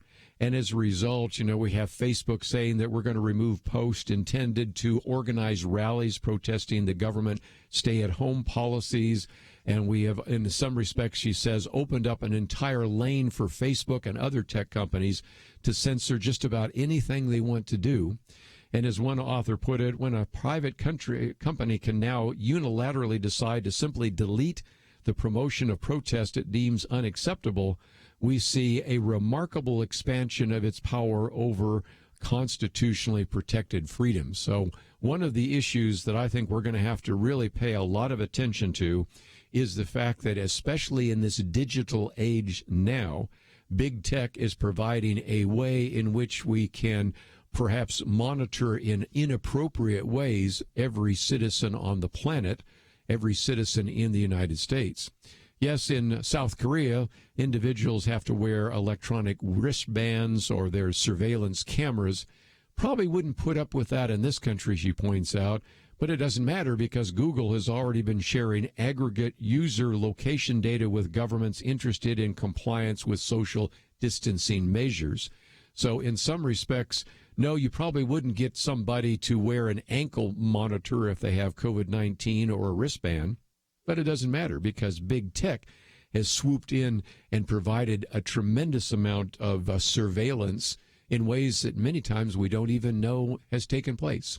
So again, that is the third article, and one more reason why you may want to pay attention to some of the material we've made available today on the website. And our take action item for you is to contact your governor and tell your governor what you think he or she should be doing. You may agree with what has already taken place. You may disagree, but it's a real opportunity for you to express your opinion. And then we'll get into some of those other issues we've been talking about in terms of the supply chain out of China. So lots of our material and arguments and resources available to you today. But most importantly, take the time to visit the website, pointofview.net. We'll be right back. Having civil conversations about important issues seems to be harder and harder. Various media outlets tell people what they should believe, why they should be outraged, and getting people to actually think, well, it can be difficult.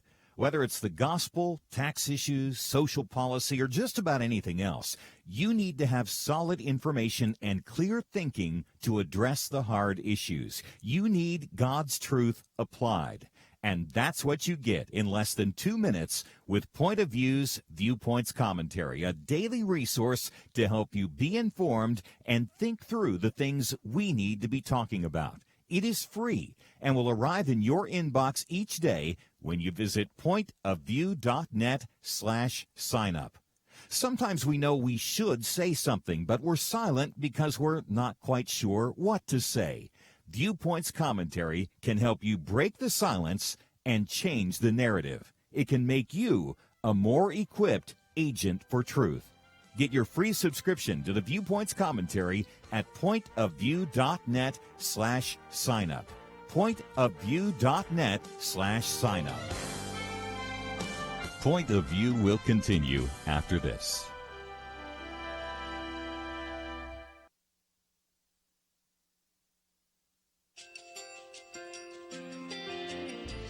I just want to thank you so much for all the wonderful programming you have. You're just absolutely fantastic. I recently started listening to Point of View, and I really found it interesting because of the different subjects you cover. Thank you for that. I really appreciate everything that you do in keeping us informed. Thank you, Kerby, for everything that you have been doing. I appreciate all the work that you're doing, advocating for the Word of God. Thank you so much.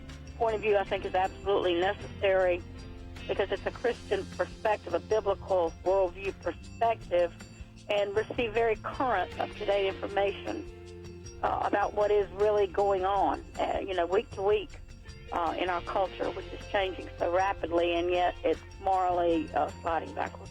Yeah, I'm just, first of all, I thank you guys. Y'all's program is wonderful, and enjoy it every day. I learn so much every time I listen to it. Point of View Radio Talk Show.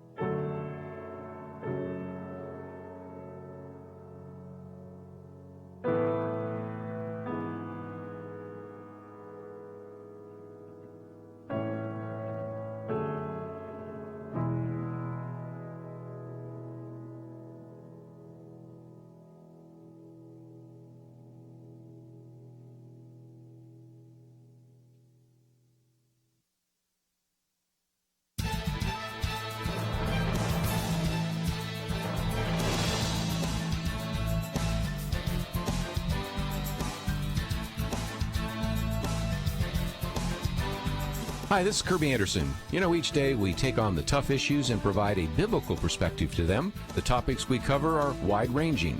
Apologetics, theology, prophecy, creation and evolution, intelligent design, marriage, family, child-rearing, the millennial generation, trends in society, politics, economics, business, religious liberty, the Constitution, public policy, foreign policy, military policy, tensions in the Middle East, abortion, homosexuality, pornography, sexual ethics, media, technology, history, and America's godly heritage.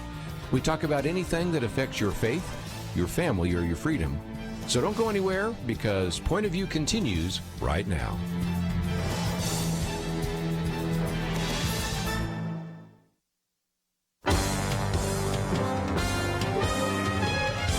Across America, live. This is Point of View.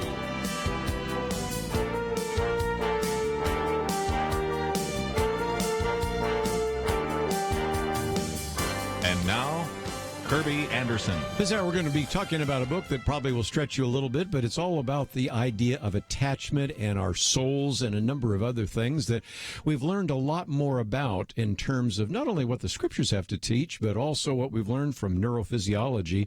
And when I first picked up this book, I was struck by the fact that it's called Renovated, God, Dallas Willard, and the Church That Transformed. And I thought, okay, how did Dallas Willard get into that? And then I started seeing, well, all sorts of people that we've interviewed in the past, Randy Frazee, Dudley Hall, that are kind of in the theological area, a variety of different people that work in ministries, both church ministries and non-church ministries and parachurch ministries and a variety of others, Ken Canfield and all that. But then one that struck out was somebody else we've interviewed, Kurt Thompson, who, of course, is the author of The Soul of Shame and the Anatomy of the Soul. We've talked about some of that, and I thought, okay, this is really an interesting book. So I thought it would be something that would be of interest to you. And it really, in some respects, will get a little bit into some of the science. But most importantly, I think it will just help you understand what happened when you became a Christian, what salvation means, what attachment means, what love means, what wholeness in Christ means, what spiritual maturity means. And we'll see if we can cover all of that in 1 hour. So we'll do our best. And so in order to help us understand that, we bring Dr. Jim Wilder to the program. He is described as a neuro-theologian. We'll get into what that means in just a minute, and has been training leaders and counselors for 3 decades. He is the founder of Life Model Works and looks at the intersection between theology and brain science. He is the author of other books, Rare Leadership and Living from the Heart, Jesus Gave You, but we're going to be talking about this one, Renovated, God, Dallas Willard, and the Church. So, Dr. Jim Wilder, thank you for joining us today here on Point of View. Thank you. It's really good to be with you, Ms. Anderson. Thank you for having me. Well, and let's, if we can, explain the Dallas Willard connection, and that really goes almost to the first part of your book, and that is that you were sitting across from him, and he only had a few weeks to live. And I've oftentimes said that some of the most profound things that people ever say, they say from their deathbed or when they know their time is short. But he was in tears, not because he was going to lose his life, but he said, what I've learned in the last year is more important than what I learned in the rest of my life, but I have no time to write about that. And I can imagine how frustrating it would be to discover some great theological, and as we'll see in just a minute, sort of scientific truths, and then not be able to write about it. So in some respects, this book is a collaboration of sorts in that regard from some of the thoughts that he had and your writing. But give us a little more of your background, if you might. Yes, well, I met Dallas Willard way back in the late 1970s before anyone really knew much about him, and I just thought he was a philosophy professor back there because his wife, Jane Willard, was one of my supervisors when I was first learning about counseling. And we had an ongoing discussion because he was very much committed to the idea that people should change to look like Jesus, or Christianity isn't really working the way it's supposed to. And so we were discussing, well, how do you mature into the character of Christ over a period of about 30 years in various ways? And at the end, we were having this discussion about well, what is it that changes character as far as the brain is concerned? And the system that's tied into character change in the brain is attachment. It's who you love. Mm-hmm. And so learning about attachment and just what a profound thing it was really resonated with Dallas because, the two greatest commandments is you should love the Lord your God with everything, which means you have to have a very loving attachment to him, and then your neighbor like yourself. He recognized that immediately as the core of what it meant to live a life with God. And I think it just touched him deeply because he was looking for a harmony between science and theology. He said, the things about God should be knowable, and they should have a marked impact on the people that believe them, or in this case, I would say even more than believing them, love God, who's the source of this truth. Let's talk about this idea of attachment, too, because attachment is love, but it's a lot more than that. And, of course, you talk about this in the book because people say love, and they use it in a lot of generic sense. We don't have the Greek differences, so I can say I love my wife and I love pizza and I love going to the mountains, and we really mean different things. But this idea of attachment is much more deep, and when Jesus even tells us that we should love the Lord with all our heart, soul, mind, and strength, I mean, he is trying to emphasize this idea of attachment, don't you think? Yes. The thing about attachment is it's the kind of love that attaches us to the source of our life. So as little children, that would be our parents, our mother most in particular. She starts it all off as far as the baby's concerned. And so looking at someone as the source of our life, this is where we get all good things. It goes much deeper than just any kind of feeling or emotion. It's like to be connected with this is to be alive. To lose this is to die, which is very much the case when we're very young.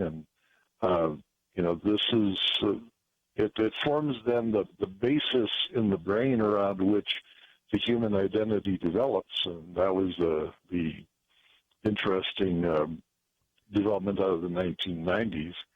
And then throughout your life, who you're attached to is the dominant force in how you're going to think and how you're going to behave.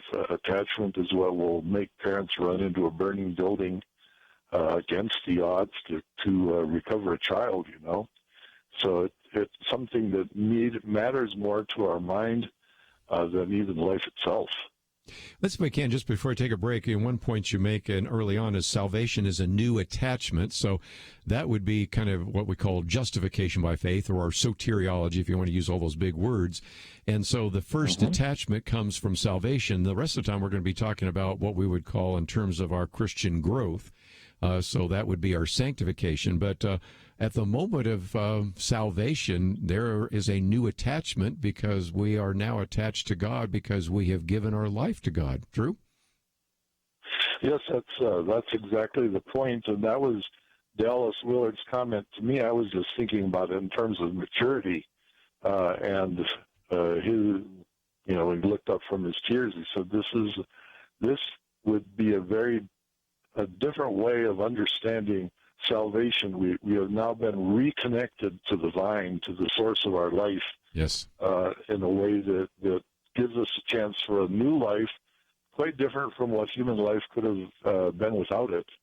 And I think very close to what God designed to begin with. Very good. Let's take a break, and when we come back, we're going to then talk about spiritual and emotional maturity, what it means to think about God, some of the elements of what a human being is, and then we're going to get a little bit into science, because what has neuroscience helped us understand in terms of developing character and attachment? It's all part of this new book, Renovated, published by Nav Press. We have information about it on our website, and we'll be right back.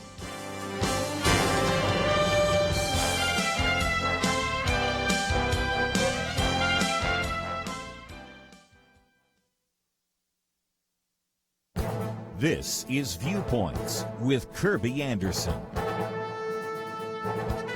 Should Congress approve more stimulus money? Former Senator Phil Gramm says no. When he was in Congress, he served as the chairman of the Senate Banking Committee and previously was a professor of economics. He co-authored an op-ed arguing that more stimulus would crush the recovery. He acknowledges that we always face a challenge when a major crisis occurs during an election year. There are lots of political posturing and opportunism.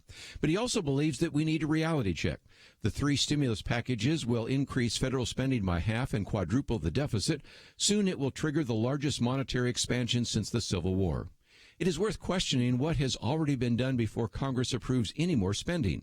The massive involvement of the federal government requires the government to borrow more than ever, consuming the very oxygen that a powerful recovery will need from the private sector. The authors do not mention 2 issues I've discussed on radio. First, federal money isn't always going to those who need it most. Americans are getting $1,200 checks even if they have not lost their jobs. Major companies that have not shut down are eligible for the Paycheck Protection Program. Second, Congress approved benefits that may have unintended consequences. Senators like Ben Sasse tried to amend the legislation so that it would cap unemployment benefits at 100% of a person's salary before they were laid off. The senators, along with members of the administration, feared the bill would incentivize people to not go to work. Perhaps the biggest concern is that this crisis is being used to vastly expand government spending and expand the size and scope of government. If the trend continues, we will have an even larger and intrusive government, even in the post-pandemic America of the future. I'm Kerby Anderson, and that's my point of view. Take Kerby and the Point of View team with you on the go with the Point of View app. Search for Point of View Radio at the Apple or Google Play stores.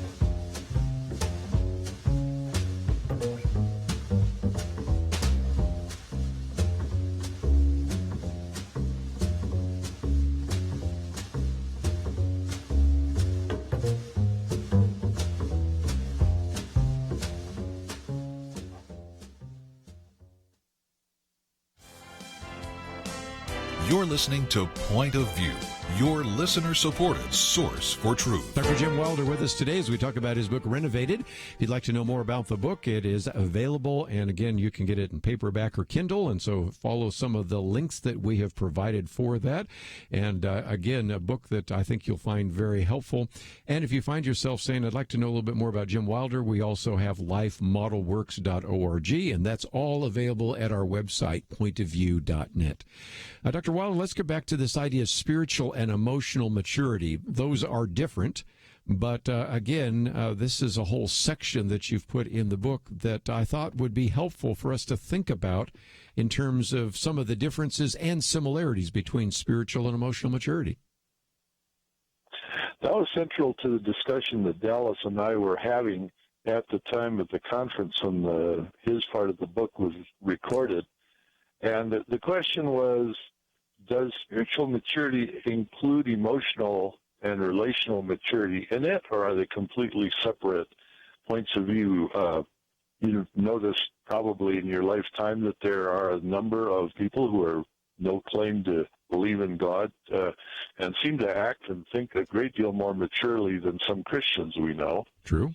In terms of just their ability to raise kids. And in fact, if you look at the early church, most of the people who became elders in the early church had developed most of their maturity prior to knowing about Christ. They were Yeah, that's what I was thinking about. Yeah, paganism. Yeah, they didn't exactly have chance to walk with Christ for years. They were using what you might call common sense or common grace ideas. And even to this day, I find myself sometimes talking with non-Christians, even on this program, because sometimes we'll bring non-Christian authors on this program, not too often, but occasionally, because I find them saying the same kinds of things that you or anybody else would be saying. And I think it illustrates, again, that common grace works. If you aren't so linked to your tribe and you have just an open mind and begin to use some common sense, or what I call common grace, which is probably a more accurate theological term, then you're going to come to some of the same conclusions that even Christian counselors have come to. And so that would suggest that the two can indeed be different, can't they?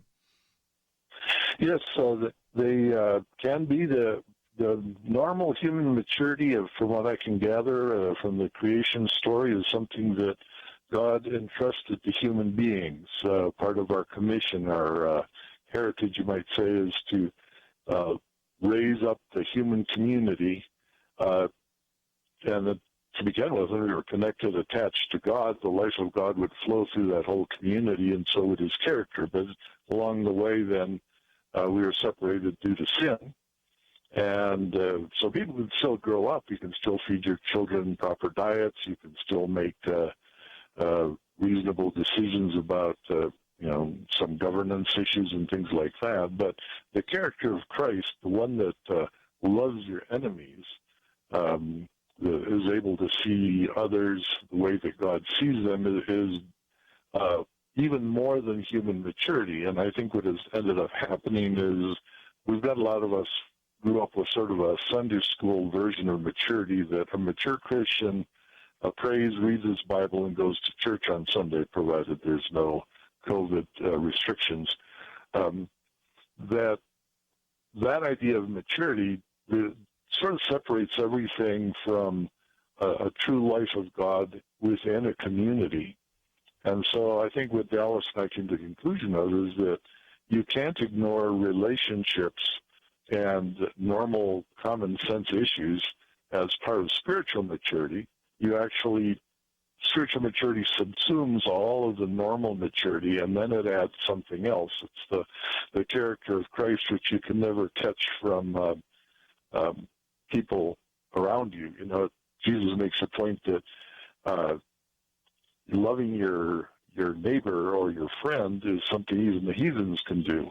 I think almost every major religion on earth says, you should treat others the way you want to be treated in some form or another. But the character of Christ, the suffering servant, is, it's miles beyond that. We need something more than what human beings can bring our way if we want to develop spiritual maturity. Now we have to begin to think along with God and see the world the way that he sees them. And again, this brings us back to brain science, and that the ability to think along with others is pretty much limited to the people we love and care about, the people that we sort of internalize in some way.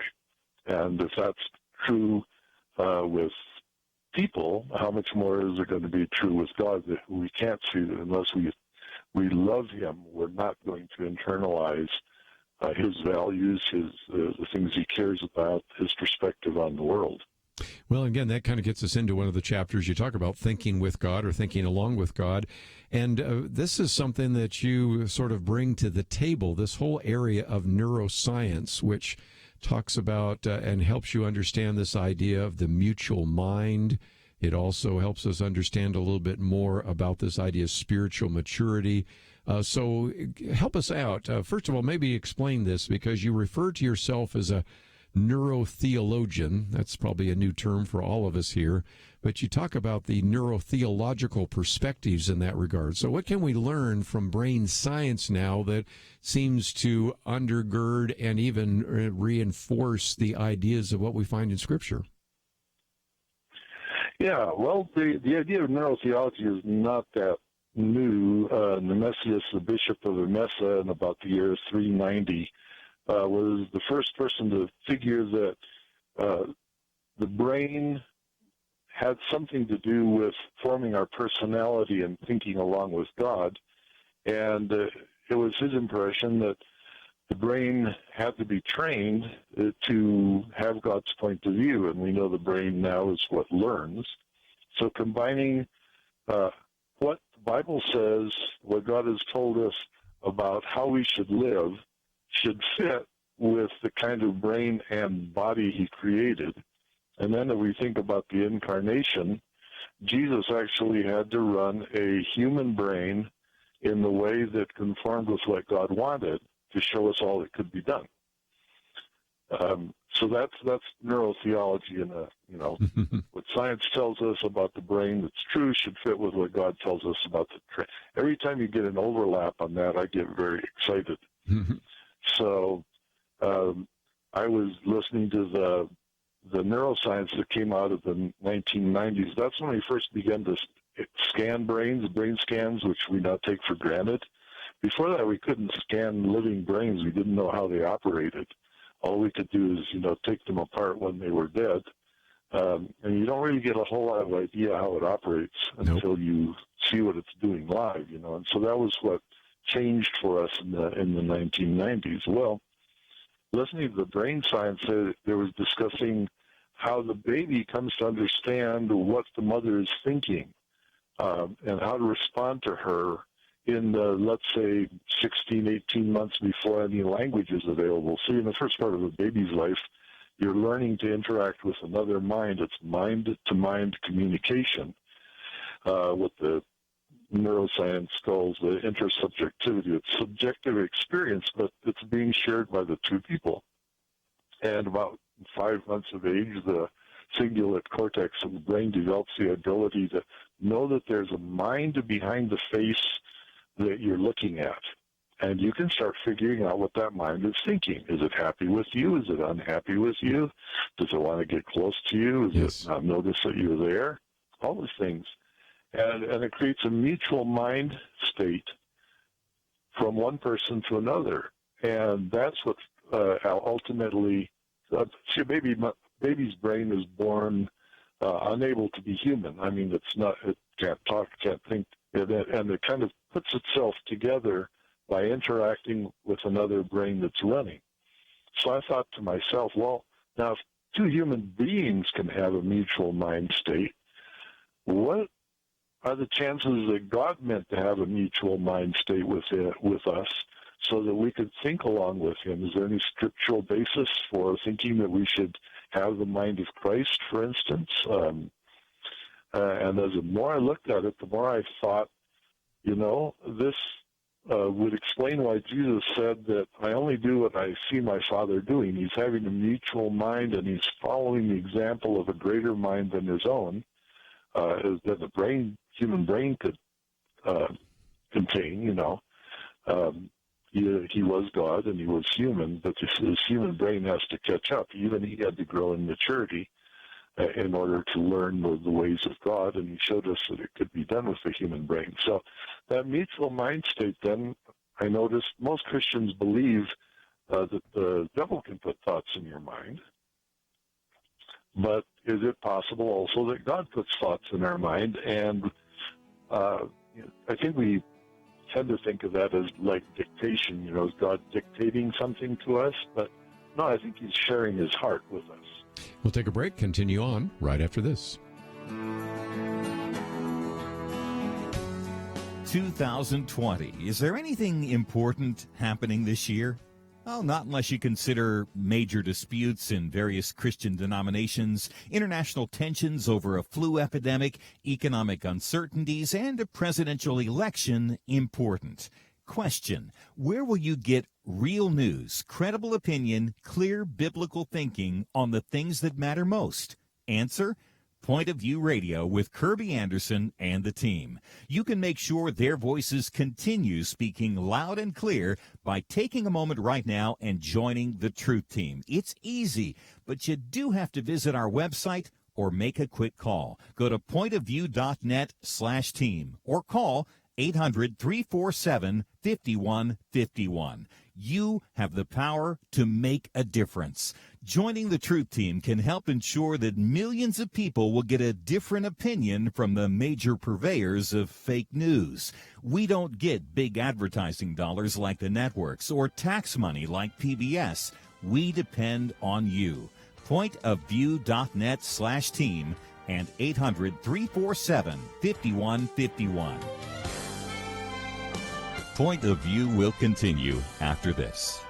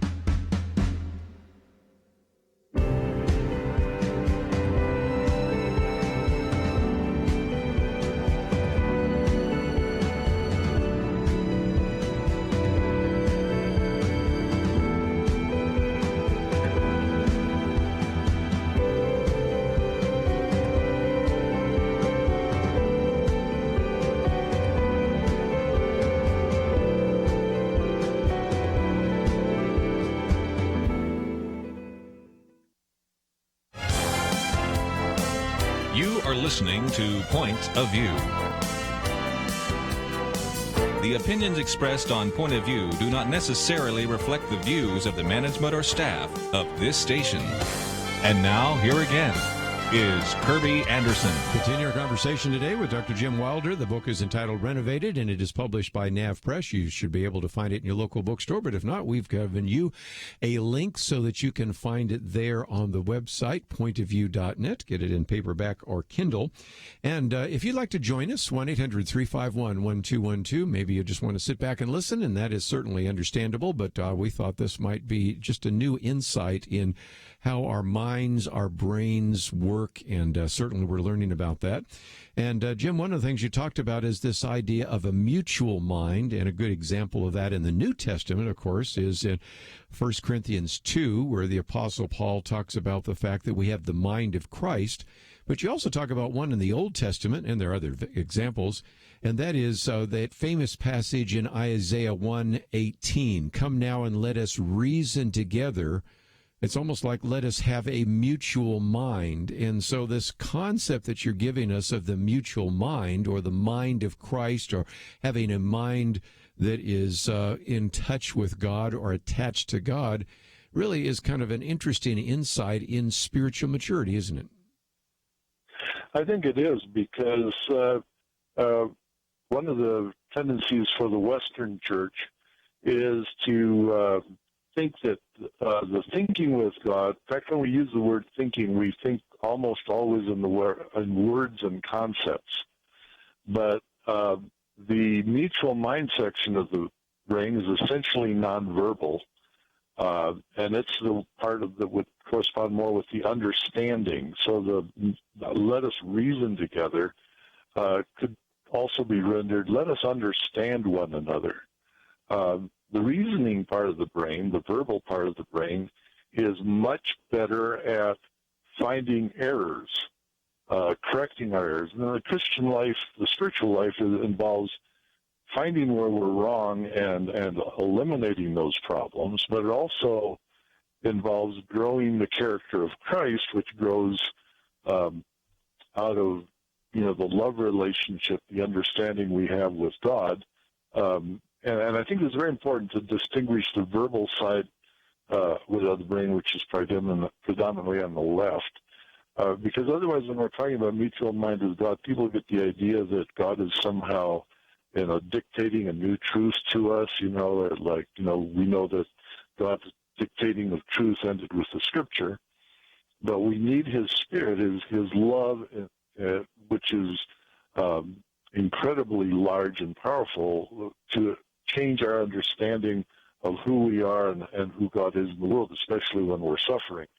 Then it's that sense that God is with me that carries me through even when I can't explain things. So there's part of Christianity, and I think that's where the book heads, that depends on our beliefs and our understanding. And very often that's the corrective part. And then there's the growth of character that's dependent on love. So you get the church in the New Testament, where John is addressing them on behalf of Christ. He said, you have your theology quite right. This is a book, the church in Ephesus. But you've lost your first love. Your attachment to me is getting weak, even though your beliefs are strong. And so this idea that to become Christians, we really need the best of both. Is what we're trying to focus on here in this particular book. Help us with this idea of what you call the components of human person, because then that leads to the idea of how Western Christianity put the will at the center.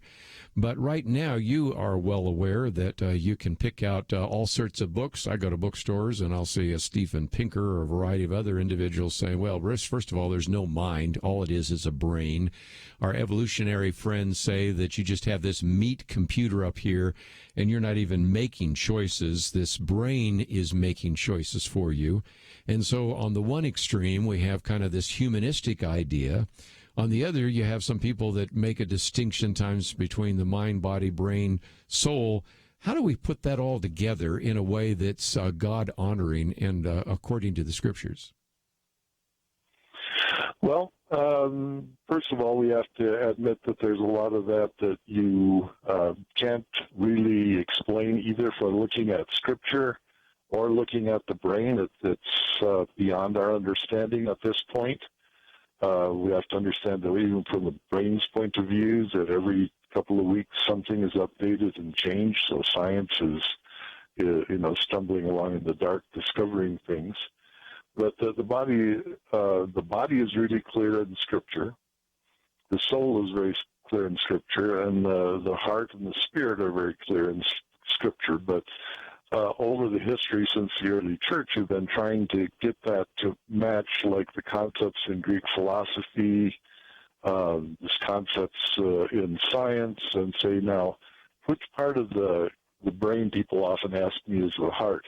Mm-hmm. And I absolutely refuse to find any correspondence between some part of the brain and the heart. The heart, for instance, it gives you your eyes and ears into the spirit. Now, we don't have any science that could tell us what part of your brain or body or anything else connects us with the spirit, because, science is unable to study that. So what we do know is that after we die, our spirit continues, right? So there's something more to this whole thing than what we're able to look at now. But what I think is very clear is that your spirit has to teach your human body, your soma, and brain, how to think and act according to what God is thinking. It learns patterns. And so there's this learning process that we can associate with the brain. Now, the brain has got primarily two processes. Got a slow one that runs at conscious speed, and then there's a fast one that has the mutual mind in it. Always runs faster than conscious mind can catch up with. And I think a great deal of the confusion, both in trying to do theology and in trying to explain science, comes from the fact that we base most of our explanations on what's slow enough for us to watch on the conscious side. On the fast side, your brain makes up its mind faster than we're conscious about. Yes. And so people have used that to argue that we don't have a will. But if it's being decided by our loves, that what we love and who we become is actually another way of knowing. And it's a profound, a deeper way of knowing that even philosophers like Polanyi have written about. We don't want to go into that right now, I'm sure, but we always absorb, we know more than we can explain. And if we now know there's a faster processor that would interact with God, we can actually know truth to a deeper degree than we can ever put into words. Mm. Well, that kind of brings us to the whole idea of transformed by loving attachment, because, again, if your brain's making all sorts of fast decisions, sometimes before you're aware that it made the decision, you better make sure that you have a loving attachment so that, if you will, they're guardrails or parameters or whatever illustration you want to use to make sure that your brain, sometimes making it even before you are conscious of it, is making the right decisions. Is that fair? I think that's exactly the point that we fight with character. A lot of people have an idea of what their character should be like, but their brain is always coming up with other reactions that fight with that. It's what Dallas Willard used to call sin management. We're just trying to keep it from running away with us, as opposed to being the character. Our first response that comes out of us comes out of our character, and our characters also can be learned and shaped, and that's the part that's shaped by what we love. And then our will can help us take that into further steps and processes. But in many ways, the will is like the leaves on the trees, where attachment's like the roots of the trees. It's much more solid, much harder to move, much more enduring than our will might be. Like the other day, I decided I was going to get up and have lunch with vegetables, but then I saw the frozen lasagna in the refrigerator, and I cooked that up instead. So my will knew what was good for me, but something else actually took over and ran my diet for the day. And I think all of us have had that kind of experience. So sure. Getting our loves in there with God sets those, essentially even the choices that we have willfully later on. Very good. Let's take a break. And, of course, it even relates a little bit to sometimes the Apostle Paul saying, I do the very thing I hate, and all of us, whether we're in lockdown or whether we're on a diet, we just say, my plan was to go here, but I found off on the plan, or I ended up doing the very thing I did not want to do, and so maybe that helps us understand that as well. The book is entitled Renovated, and again, it is published by Nav Press, and maybe it will help you in terms of your spiritual growth. And for those of you, especially with a science background, I think you're going to enjoy this, because so many times we've had people saying, well, if you look at neurophysiology, it just illustrates that we don't have a mind, we don't have a soul. Yes, it does. And if nothing else, this is just a great antidote to some of that as well. We'll continue our conversation with Dr. Jim Wilder right after this.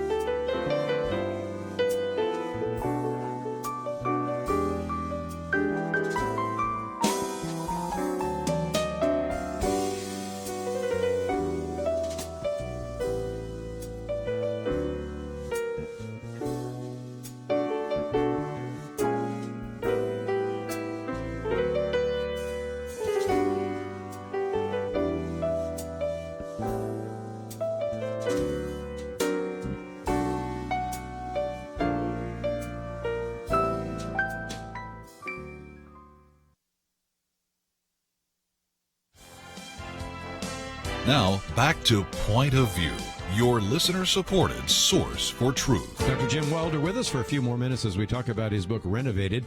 And, Jim, there are some individuals that might say, well, okay, I don't necessarily understand all the science, but it is kind of intriguing to see that some of this neurophysiology is certainly conforming to the things that we are wanting to achieve in our own lives.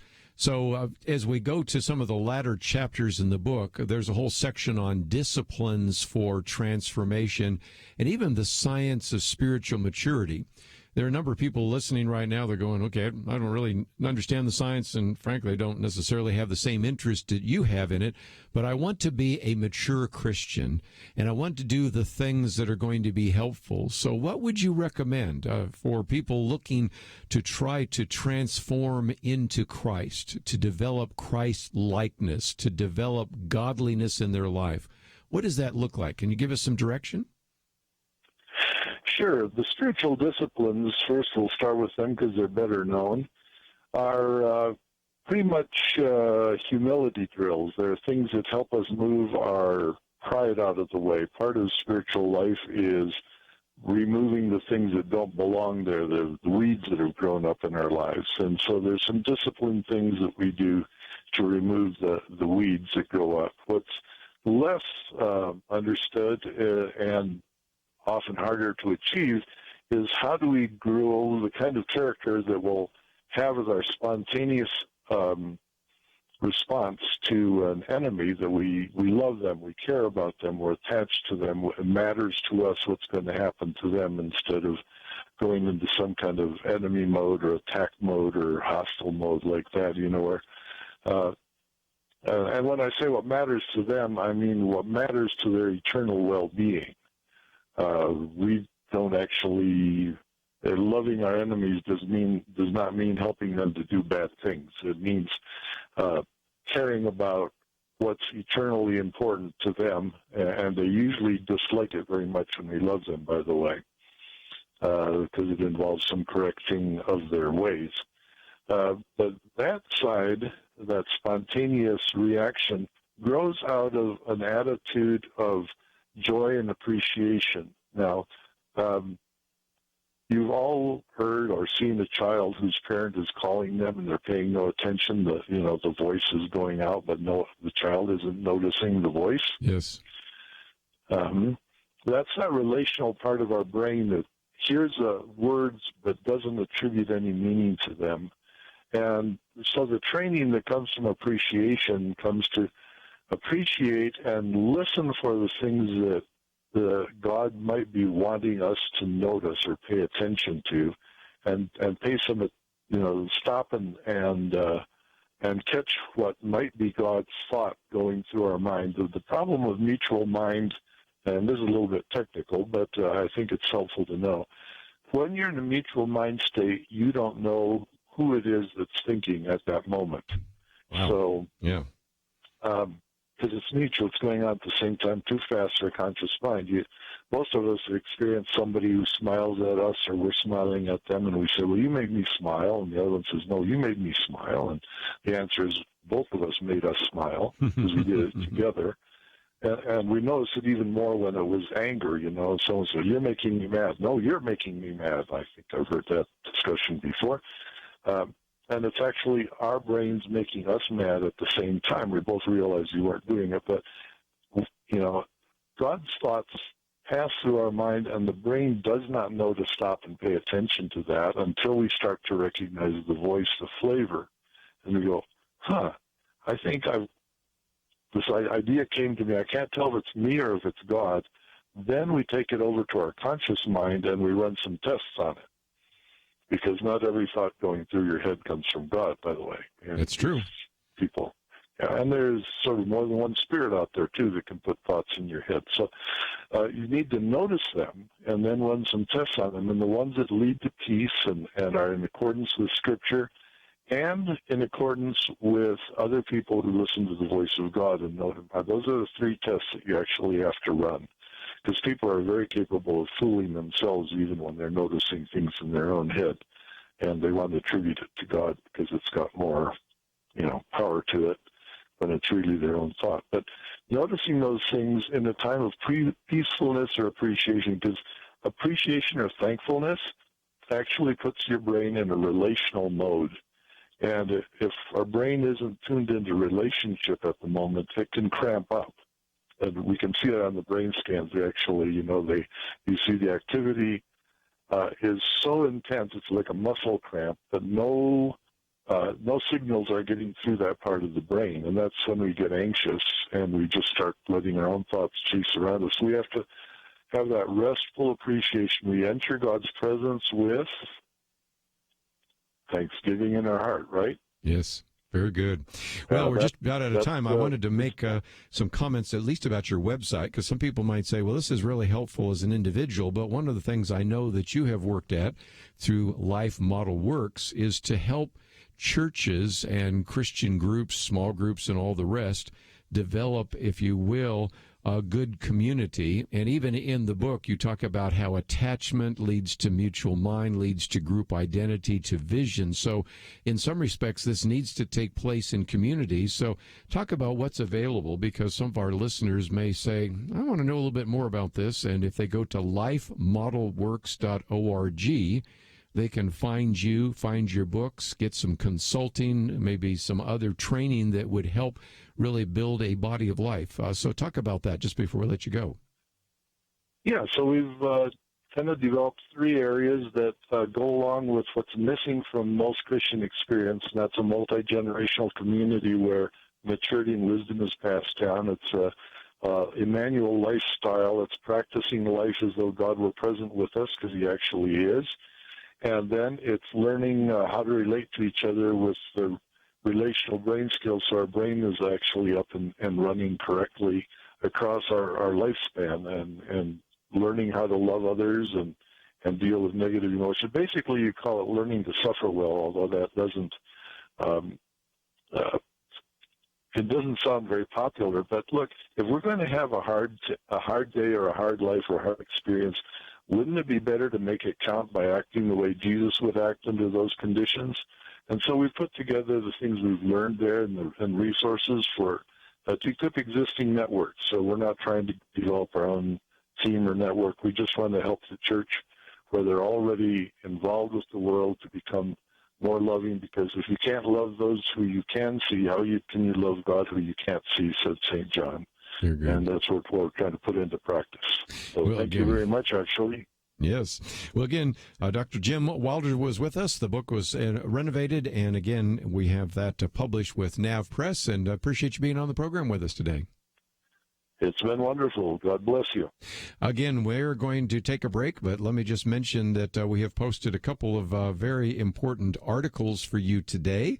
And again, if you wanted to use this as an opportunity to contact your governor, that is something we've made available. We've posted some articles, for example, on Government and the Burden of Proof by Andrew McCarthy.